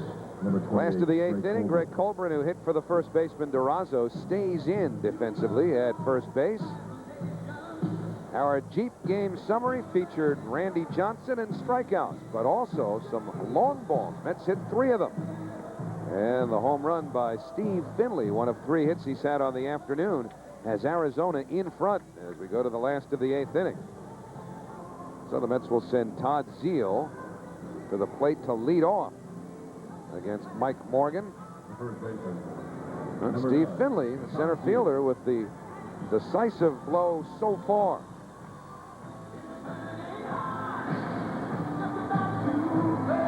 And Mike Morgan getting into the ball game. He's done some of the closing for them, with Manti having been on the disabled list, although Manti was activated before the game today, so it could get into Matt Manti's hands in the 9th inning. But Mike Morgan's one of those guys, and there haven't been that many of them, obviously. In fact, none who have pitched for as many teams as he has. He's pitched for a dozen. That you start thinking, Tom, well, who hasn't he pitched? 0-1 to Zeal. You know, you start listing the pitchers, or at least the teams for which a pitcher like Morgan has performed. Save a lot of time talking about the ones that he hasn't. It's really kind of a neat story from a baseball standpoint. Morgan applies the tag on Zeal, one away. You know, this could be very transient life. Get traded around, play here, play there. And Mike Morgan is stuck with it. First in the big leagues since 1978 when he signed with the Oakland A's. He played for Oakland. Listen to this. Oakland, Seattle, Baltimore, L.A., Chicago National, St. Louis, Cincinnati, Chicago National, Texas. Last year was 13-10 with the Texas Rangers, with a 6.2 ERA, and signed a minor league contract. He was 13-10. I know, 6.2 ERA. Signed a minor league contract with the Arizona Diamondbacks and playing with Arizona this year. Does he love the game? He must. Perseverance. John Nunnally now batting for Jay Payton in the lefty-righty move. No balls, 1 strike. Came up as a 19-year-old, Morgan did, in 1978 with Oakland. Phenom with the A's back then. And a strike charge by Angel Hernandez. Nunnally thought he held his swing. But the count 0-2.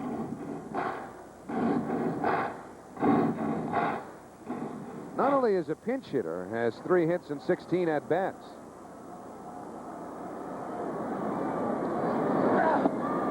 Low 1-2. It's one area, left-handed sticks off the bench, where the Mets had a right to feel coming into the season that they'd get better production, certainly as pinch hitters.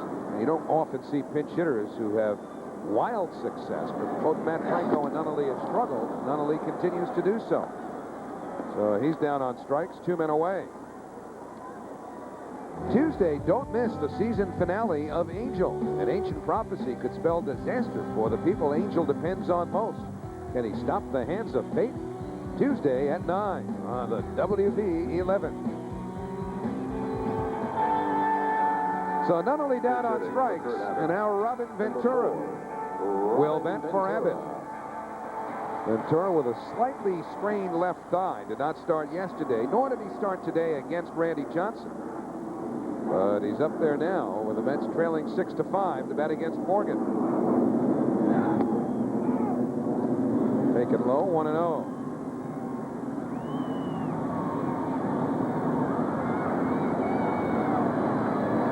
Ventura 0 for 3 in his career against Morgan. Must would have figured they'd seen a lot more of each other than that. You know, I was just thinking, it's one of the things that, that you bring to the airs as well. They faced each other before, but that's kind of a given with these two guys. You know Morgan as much as he's been around, and you would have guessed probably more at-bats than that, than just 3.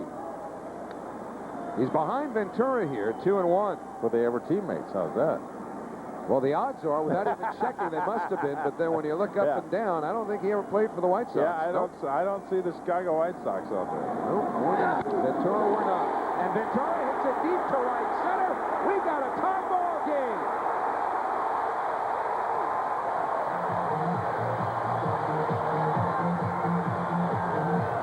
Now they know each other a little better. And Robin Ventura has hit the 4th home run of the afternoon by the New York Mets. This one is a pinch hitter. 6-6 the score.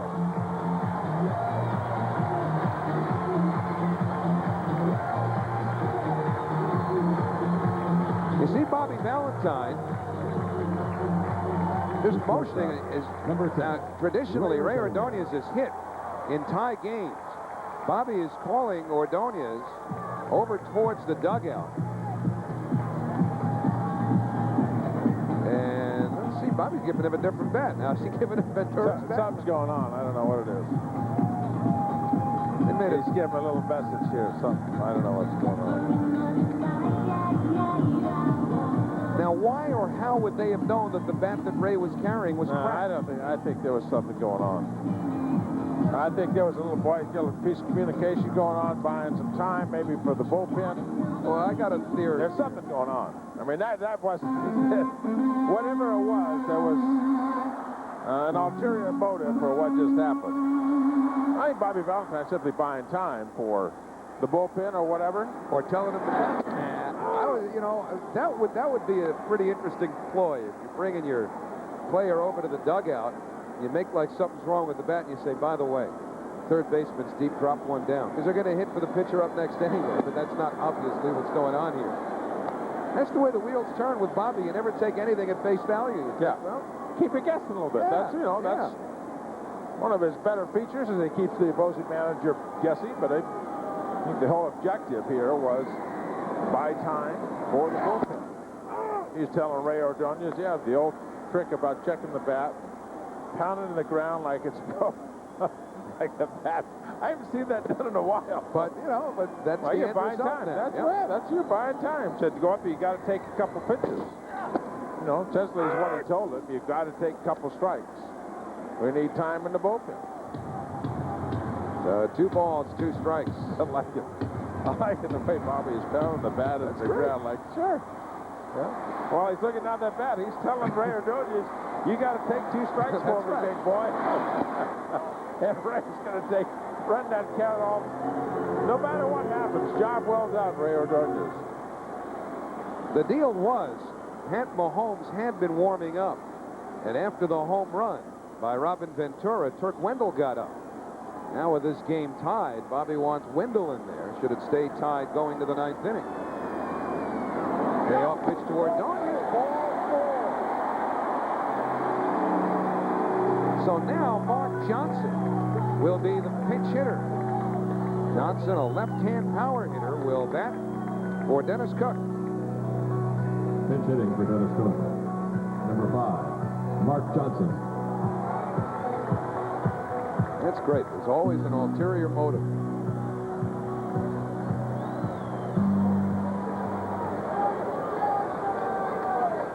So Mark Johnson still looking for his first hit as a Met. That run batted in came on an infield ground ball in Friday night's game, and now Buck Showalter is on his way to the mound, and if he has a left-hander ready to go in the bullpen, they'll neutralize Johnson that way.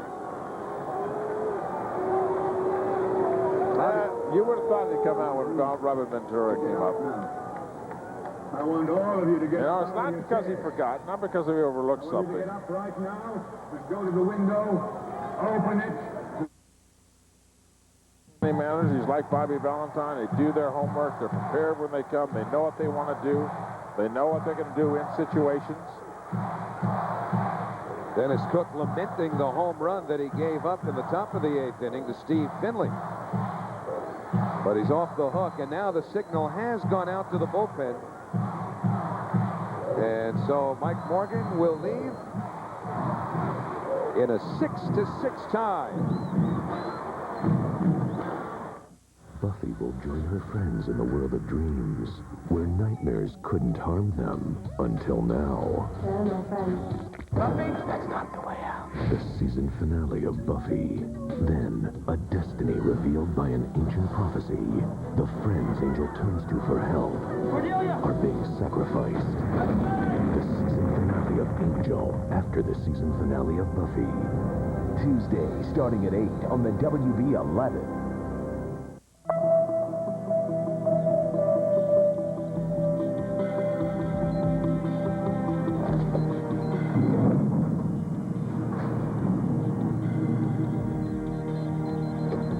Anybody else doing this? No, this is new stuff. And they get to choose which one they want. Free options. It's so simple. The best answers usually are. Choose one free option. Introducing the new Sprint PCS Free and Clear plan. They say technology has made the world smaller. But the Acropolis has not yet been compressed into a downloadable file. And a virtual tour of an Alaskan ice field is, in fact, rather sad. Hey, the world may be smaller, but it still can't come to you. Get out there. Royal Caribbean. Mike Morgan back on the Arizona bench after giving up the home run to Ventura to tie the ball game, and then walking Ordonez. So Ventura, we assume, will go in defensively, play third base when we go to the top of the ninth inning, but he's had as big a hit as there's been in this game, and now the left-hander, Dan Plesac, comes out of the bullpen to face left-hand hitting Mark Johnson, the pinch hitter. Johnson batting for Dennis Cook.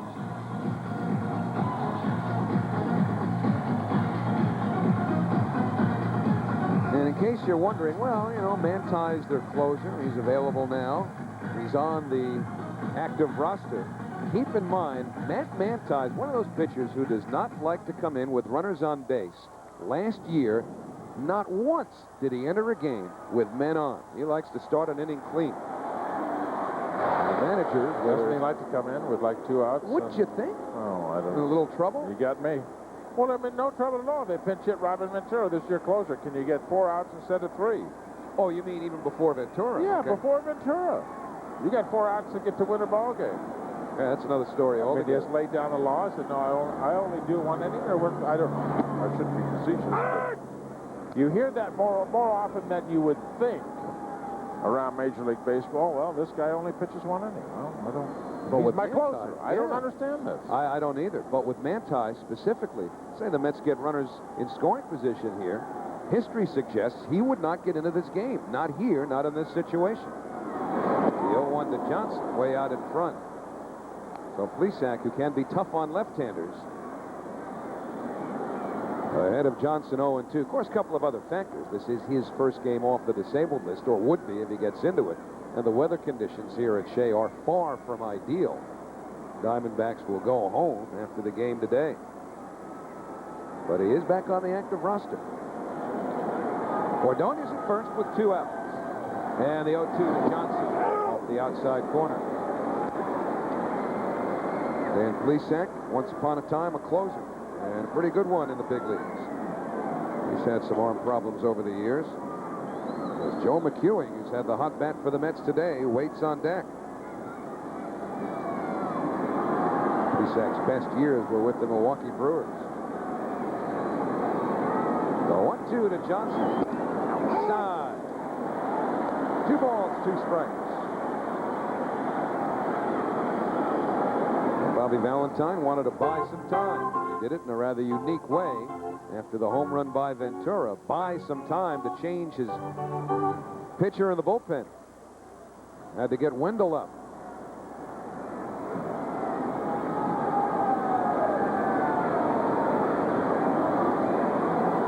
And a throw. Ordonez back easily.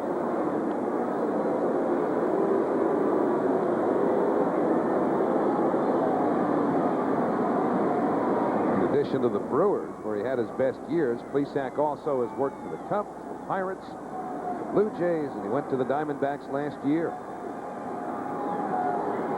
Situations like this to face left-hand batters. And the 2-2 pitch. So Plesac gets Johnson with a fastball. And the side retired. But Ventura's pinch hit home run ties it again. We go to the 9th even.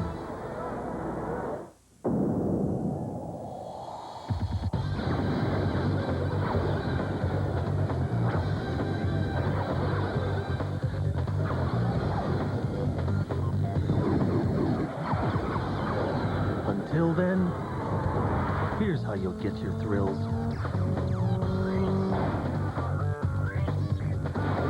The Mercedes-Benz Coupes and Convertibles.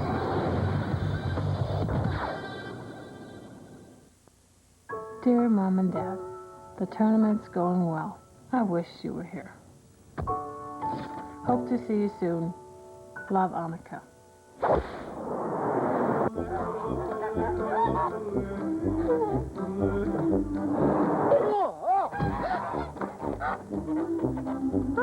A letter from Annika. Michelob Light, proud sponsor of Annika Sorenstam and the LPGA. P.S. Right again soon. Pebbles, get your motor running savings event means 35,000-mile tires in 9 sizes, 4 for $99. 70,000-mile tires, 4 for $169. Deals like this are worth getting ripped up for. Pep Boys. Cars like us. People love us. We dare you. Announcing the Dare to Compare Mercury sales event. Check out the luxurious Mercury Mountaineer. Thousands less than Jeep Grand Cherokee. Yet Mountaineer's loaded to the roof rack with all-wheel drive, leather, and CD cassette. Now save even more with $1,000 cash back when you buy or lease, or get great low financing. We dare you to get the details at your Mercury dealer or at daretocomparemercury.com. New York Mets baseball is brought to you by Toyota. Real values every day. By the smooth, satisfying taste of Michelob Light. The men and women of General Motors, whose commitment to quality brings you outstanding cars and trucks. By Wendy's, the best hamburgers in the business and a whole lot more. Closed captioning is brought to you in part by 1-800-Mattress and Mattress.com, where the last S is for savings.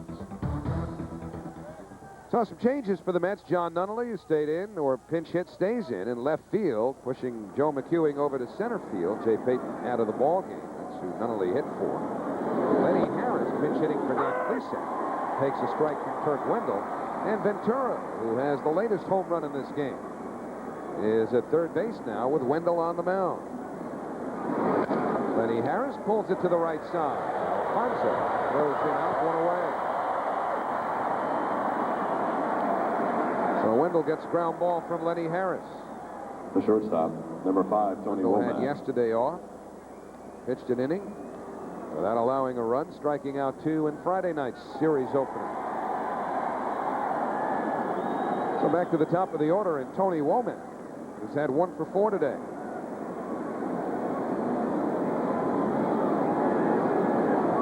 A 6-6 game. 10 hits for the Diamondbacks, 9 for New York. No balls, 1 strike on Womack. And against Womack's speed, you got to be wary of that bunt. So Robin Ventura in on the grass at third. Did he go? No, according to Angel Hernandez. 1 ball, 1 strike.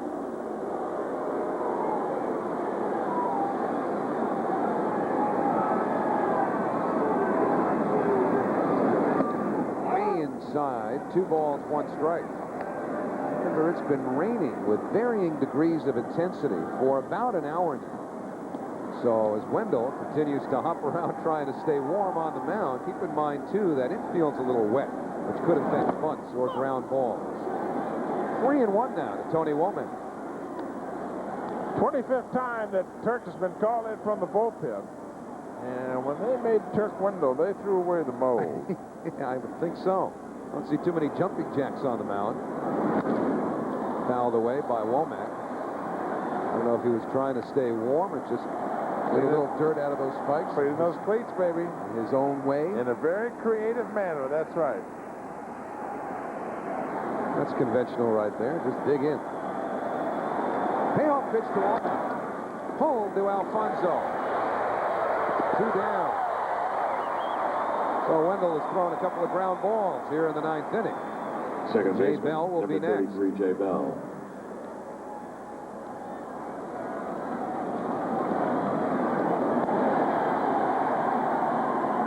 Even if you can't see him do it, you know when he's throwing that rosin back, because you can hear the reaction of the crowd.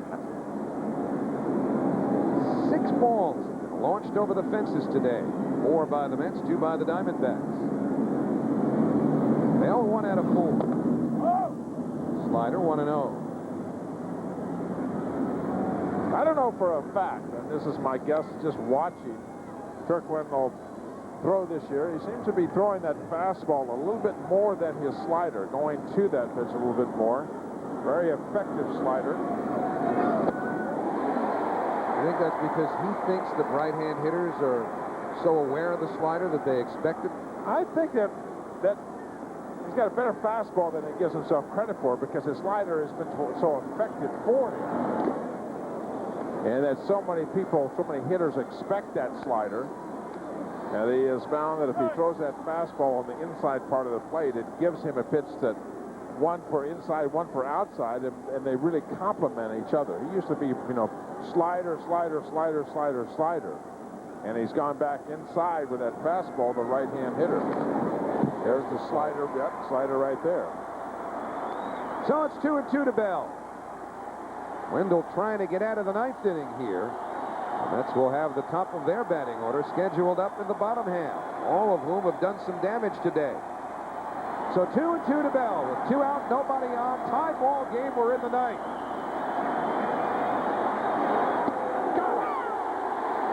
Wendell strikes out Bell. Side retired. Mets will make a bid to win it with McEwing, who has 3 hits. Bell and Alfonso coming up.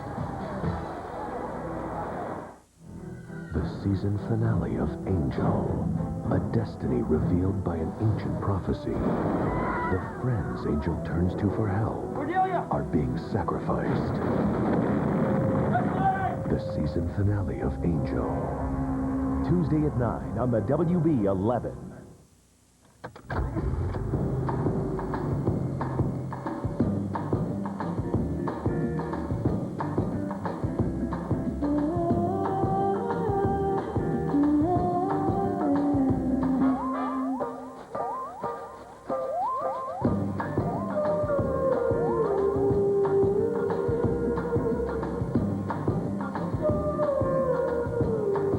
A 260 horsepower CL Type S from Acura.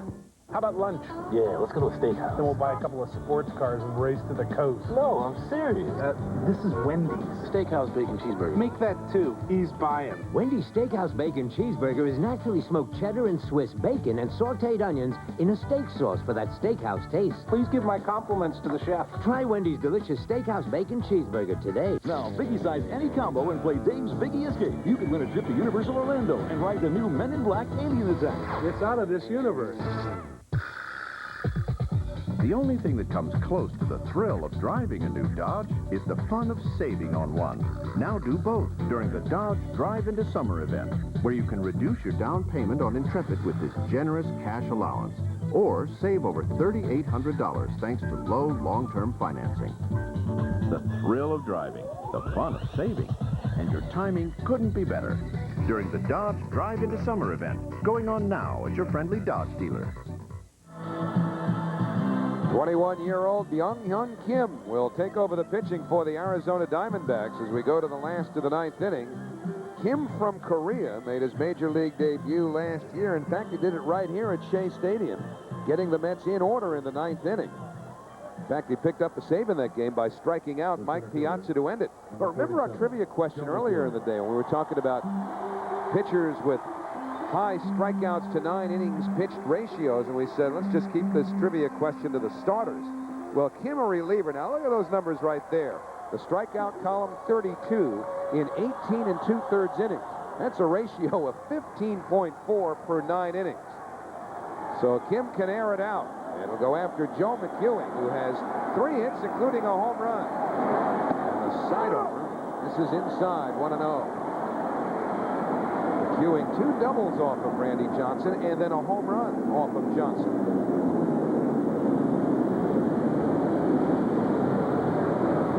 McEwing, Derek Bell, and Edgardo Alfonso here in the ninth inning for New York. 1 ball, 1 strike to McEwing. Joe McEwing up there, and he's looking for a base on balls, taking the strike. There's the dinger. That's the home run off of Randy Johnson. No doubter for Joe McEwing. He knows how to play this game. Line foul the other way. He's going to take a strike before long. Leading off the inning. Yeah, you got Bell and Alfonso coming up behind you. And yeah, you're not going to throw me a strike. I'll sit here all day.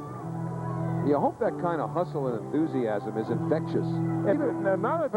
There's an intelligent approach to it, and playing the game the right way, and not even having to be told that that's what you know. You got to take a strike here. He's got that figured out. He knows about playing the game. Remember the throw from when Gonzalez hit the ball in left center real early in the ball game, first inning or second inning, whatever it was. Going to that ball, getting in the ball, and making the throw quickly to the bag. Because as soon as that runner sees that ball in the air, if it's in the air territory, he's not going to make that dash for second base. That's just smart baseball. 2-2 from hit inside. So McEwing, and one thing we've noticed from him already, not just today, but over a little bit of time he's been here, he can work the pitcher. And obviously that 12-pitch battle with Randy Johnson earlier is one you'll remember, but you know, McEwing will fall behind in counts occasionally. Derek Bell gets ready on deck, but can work his way back, as he has here, to a full count. So Kim will deliver a payoff pitch. Little looper that goes foul on the right field line.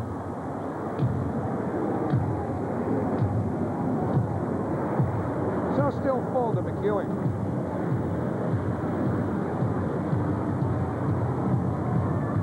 Buck Showalter's Diamondbacks have lost 5 of their last 6. This game today not only ends a Mets homestand, but also a stretch where the Diamondbacks have played 18 out of 24 on the road. So they're anxious to get home. See Matt Williams, too. And started with their AAA ball club before they left. A road game. McEwing steps out.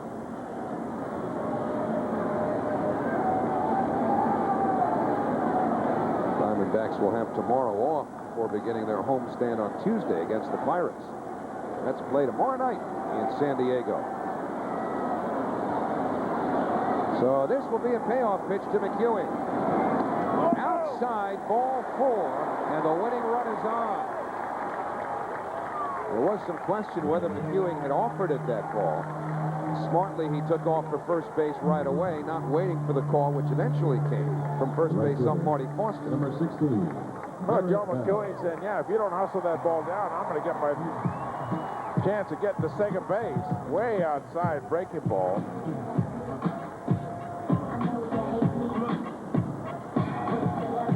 So Kim in some trouble now. Derek Bell, the batter. Now, Bell is not often called on to sacrifice. Buck Showalter going out to talk to home plate up Tim Timmons. And I think it has to do with the condition of the mound. You saw Dennis Cook seem to be having some problems with it earlier. And I don't know if young Kim had said anything, but Showalter appeared to be saying something. You could read his lips and his motions there relative to the mound. But no signal has been made to get any of that. No, nothing argumentative. Maybe just keep an eye on that to the umpire. You know, body language will tell you when Buck Showalter turns around and trots back to the dugout. You know, there's nothing confrontational. McEwing runs, and Bell fouls it off. So Derek Bell, who has shown early this season that he is as adept at hitting behind the runner as anybody the Mets have had in a while. I mean, Edgardo Alfonso does it well. Derek Bell has executed hit-and-run base hits more than just occasionally. Right there, McEwing in motion on the first pitch. And Bell fouled the pitch back. This is 2 very active managers playing cat and mouse here. Buck Showalter and Bobby Valentine putting on the play, hit and run. Bobby Valentine was, how is he going to defense it? And Buck Showalter calling for the pitch out. Plays a relay to the catcher. The catcher relays those to the pitcher and the infield. 2 especially savvy, well-prepared managers, too. Very well prepared, both of them. In the situation here where they're now trying to outguess each other in certain situations. For instance, will McEwing run again? He does not. And Bell lays off. Pitch almost got completely away from the catcher, Damian Miller. It's 1-1.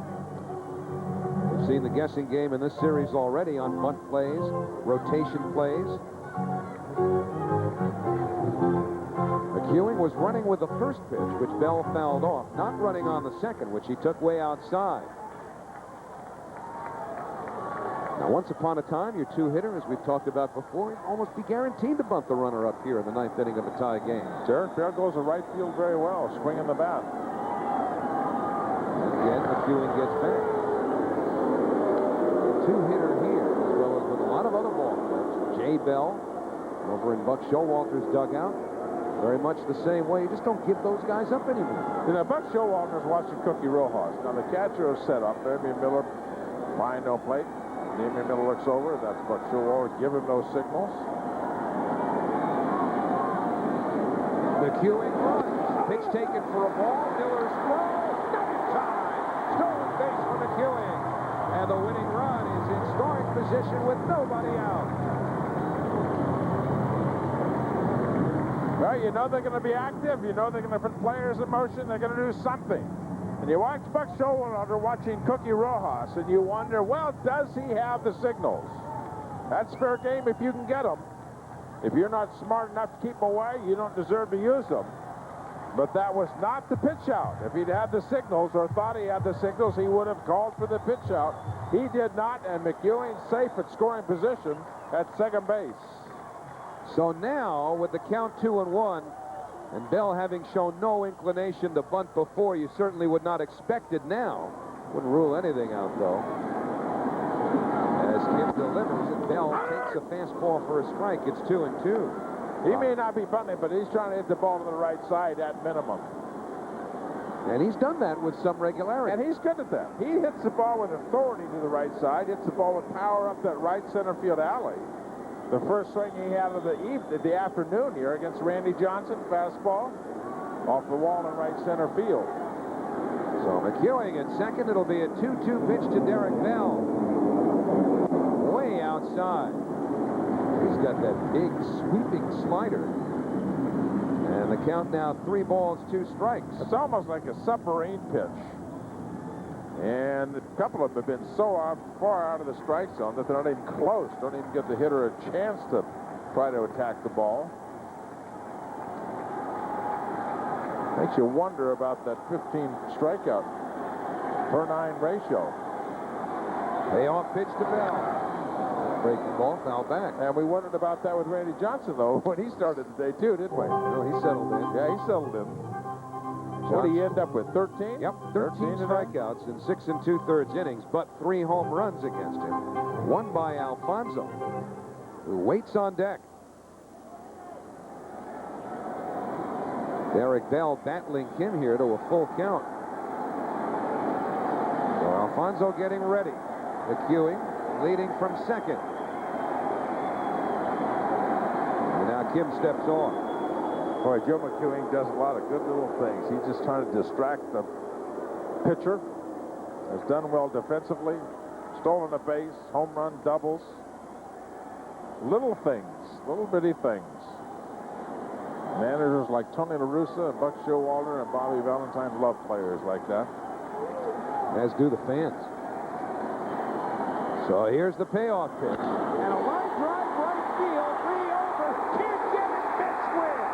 McEwing coming around third with the winning run. The Mets have swept the Diamondbacks. 7-6 your final today.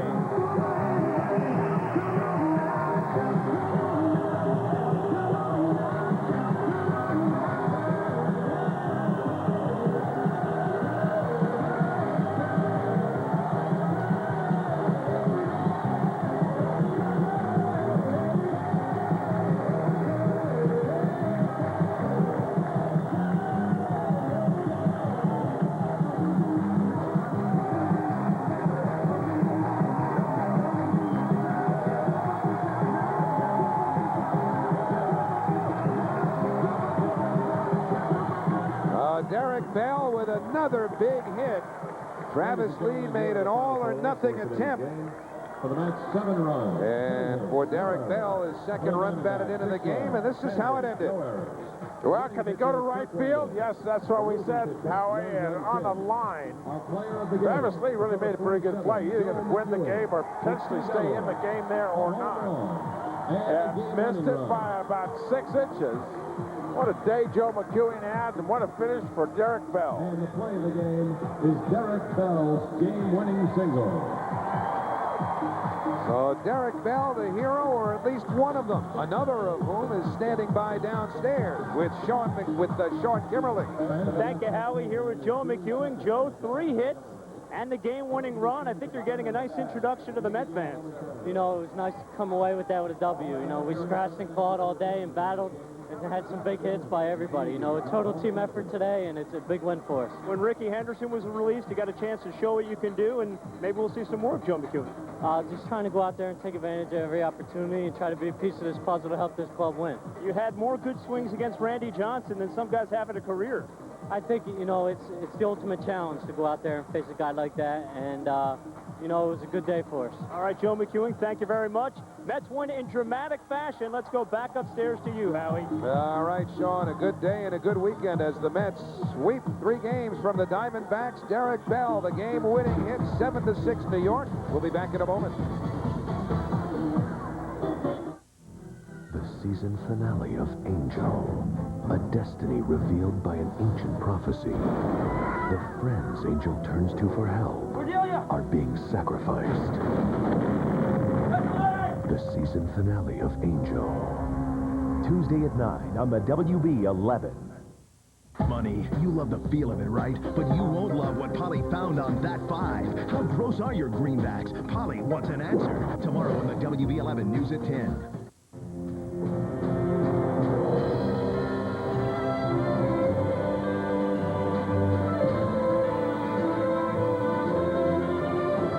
As the moments of history define our progress, so values define our character. The humanity that binds us, the integrity of our people, financial strength to provide certainty no matter where we are headed. The values that make New York life the company you keep.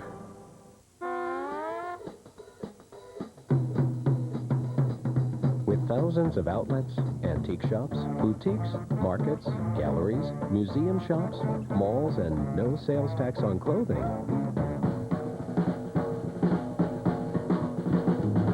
the challenge isn't getting people to shop in Pennsylvania. It's getting them home. For your free visitor's guide, call 1-800-VISIT-PA or browse our website. Here at Shea Stadium, the Mets have come back, and they did it a couple of times this afternoon to finally beat the Diamondbacks 7-6, winning into the bottom half of the 9th inning. There were several twists and turns in this one this afternoon, but this is our GM turning point. Well, in a game that you wouldn't expect when you came in here today to be high scoring and a lot of extra base hits, that's exactly what we got. None more important than Derek Bell driving in Joe McEwing with a winning run, and what a day he had, and what a joy to watch. How he is really a pistol no matter what position he plays in. He's been all over the field. He is all effort all the time. 3 hits against Randy Johnson, one of them a home run. And so the Mets win today 7-6. Our next Met telecast will be Friday at 8 p.m. when the Mets travel to St. Louis for a 3-game series with Mark McGwire and the St. Louis Cardinals. Make sure to stay tuned now for Fresh Prince. And so on a day when Rick Reed settled in to battle Randy Johnson, the runs came a lot more quickly than anybody expected. But then Johnson would settle down too, although Mike Piazza got it. One of 6 home runs that were hit this afternoon, 4 by the New York Mets. Joe McEwing owned Johnson, at least for today. Alfonso tied it. The last pitch Johnson threw, that was in the 7th. Finley put the Diamondbacks back in front off of Dennis Cook. But when it was over, the Mets had won. Ventura with a pinch homer tied it. And the Mets on that hit by Derek Bell with the win. And so, for Tom Seaver, Sean Kimmerling, and Gary Thorne, I'm Howie Rose, wishing you a pleasant good night.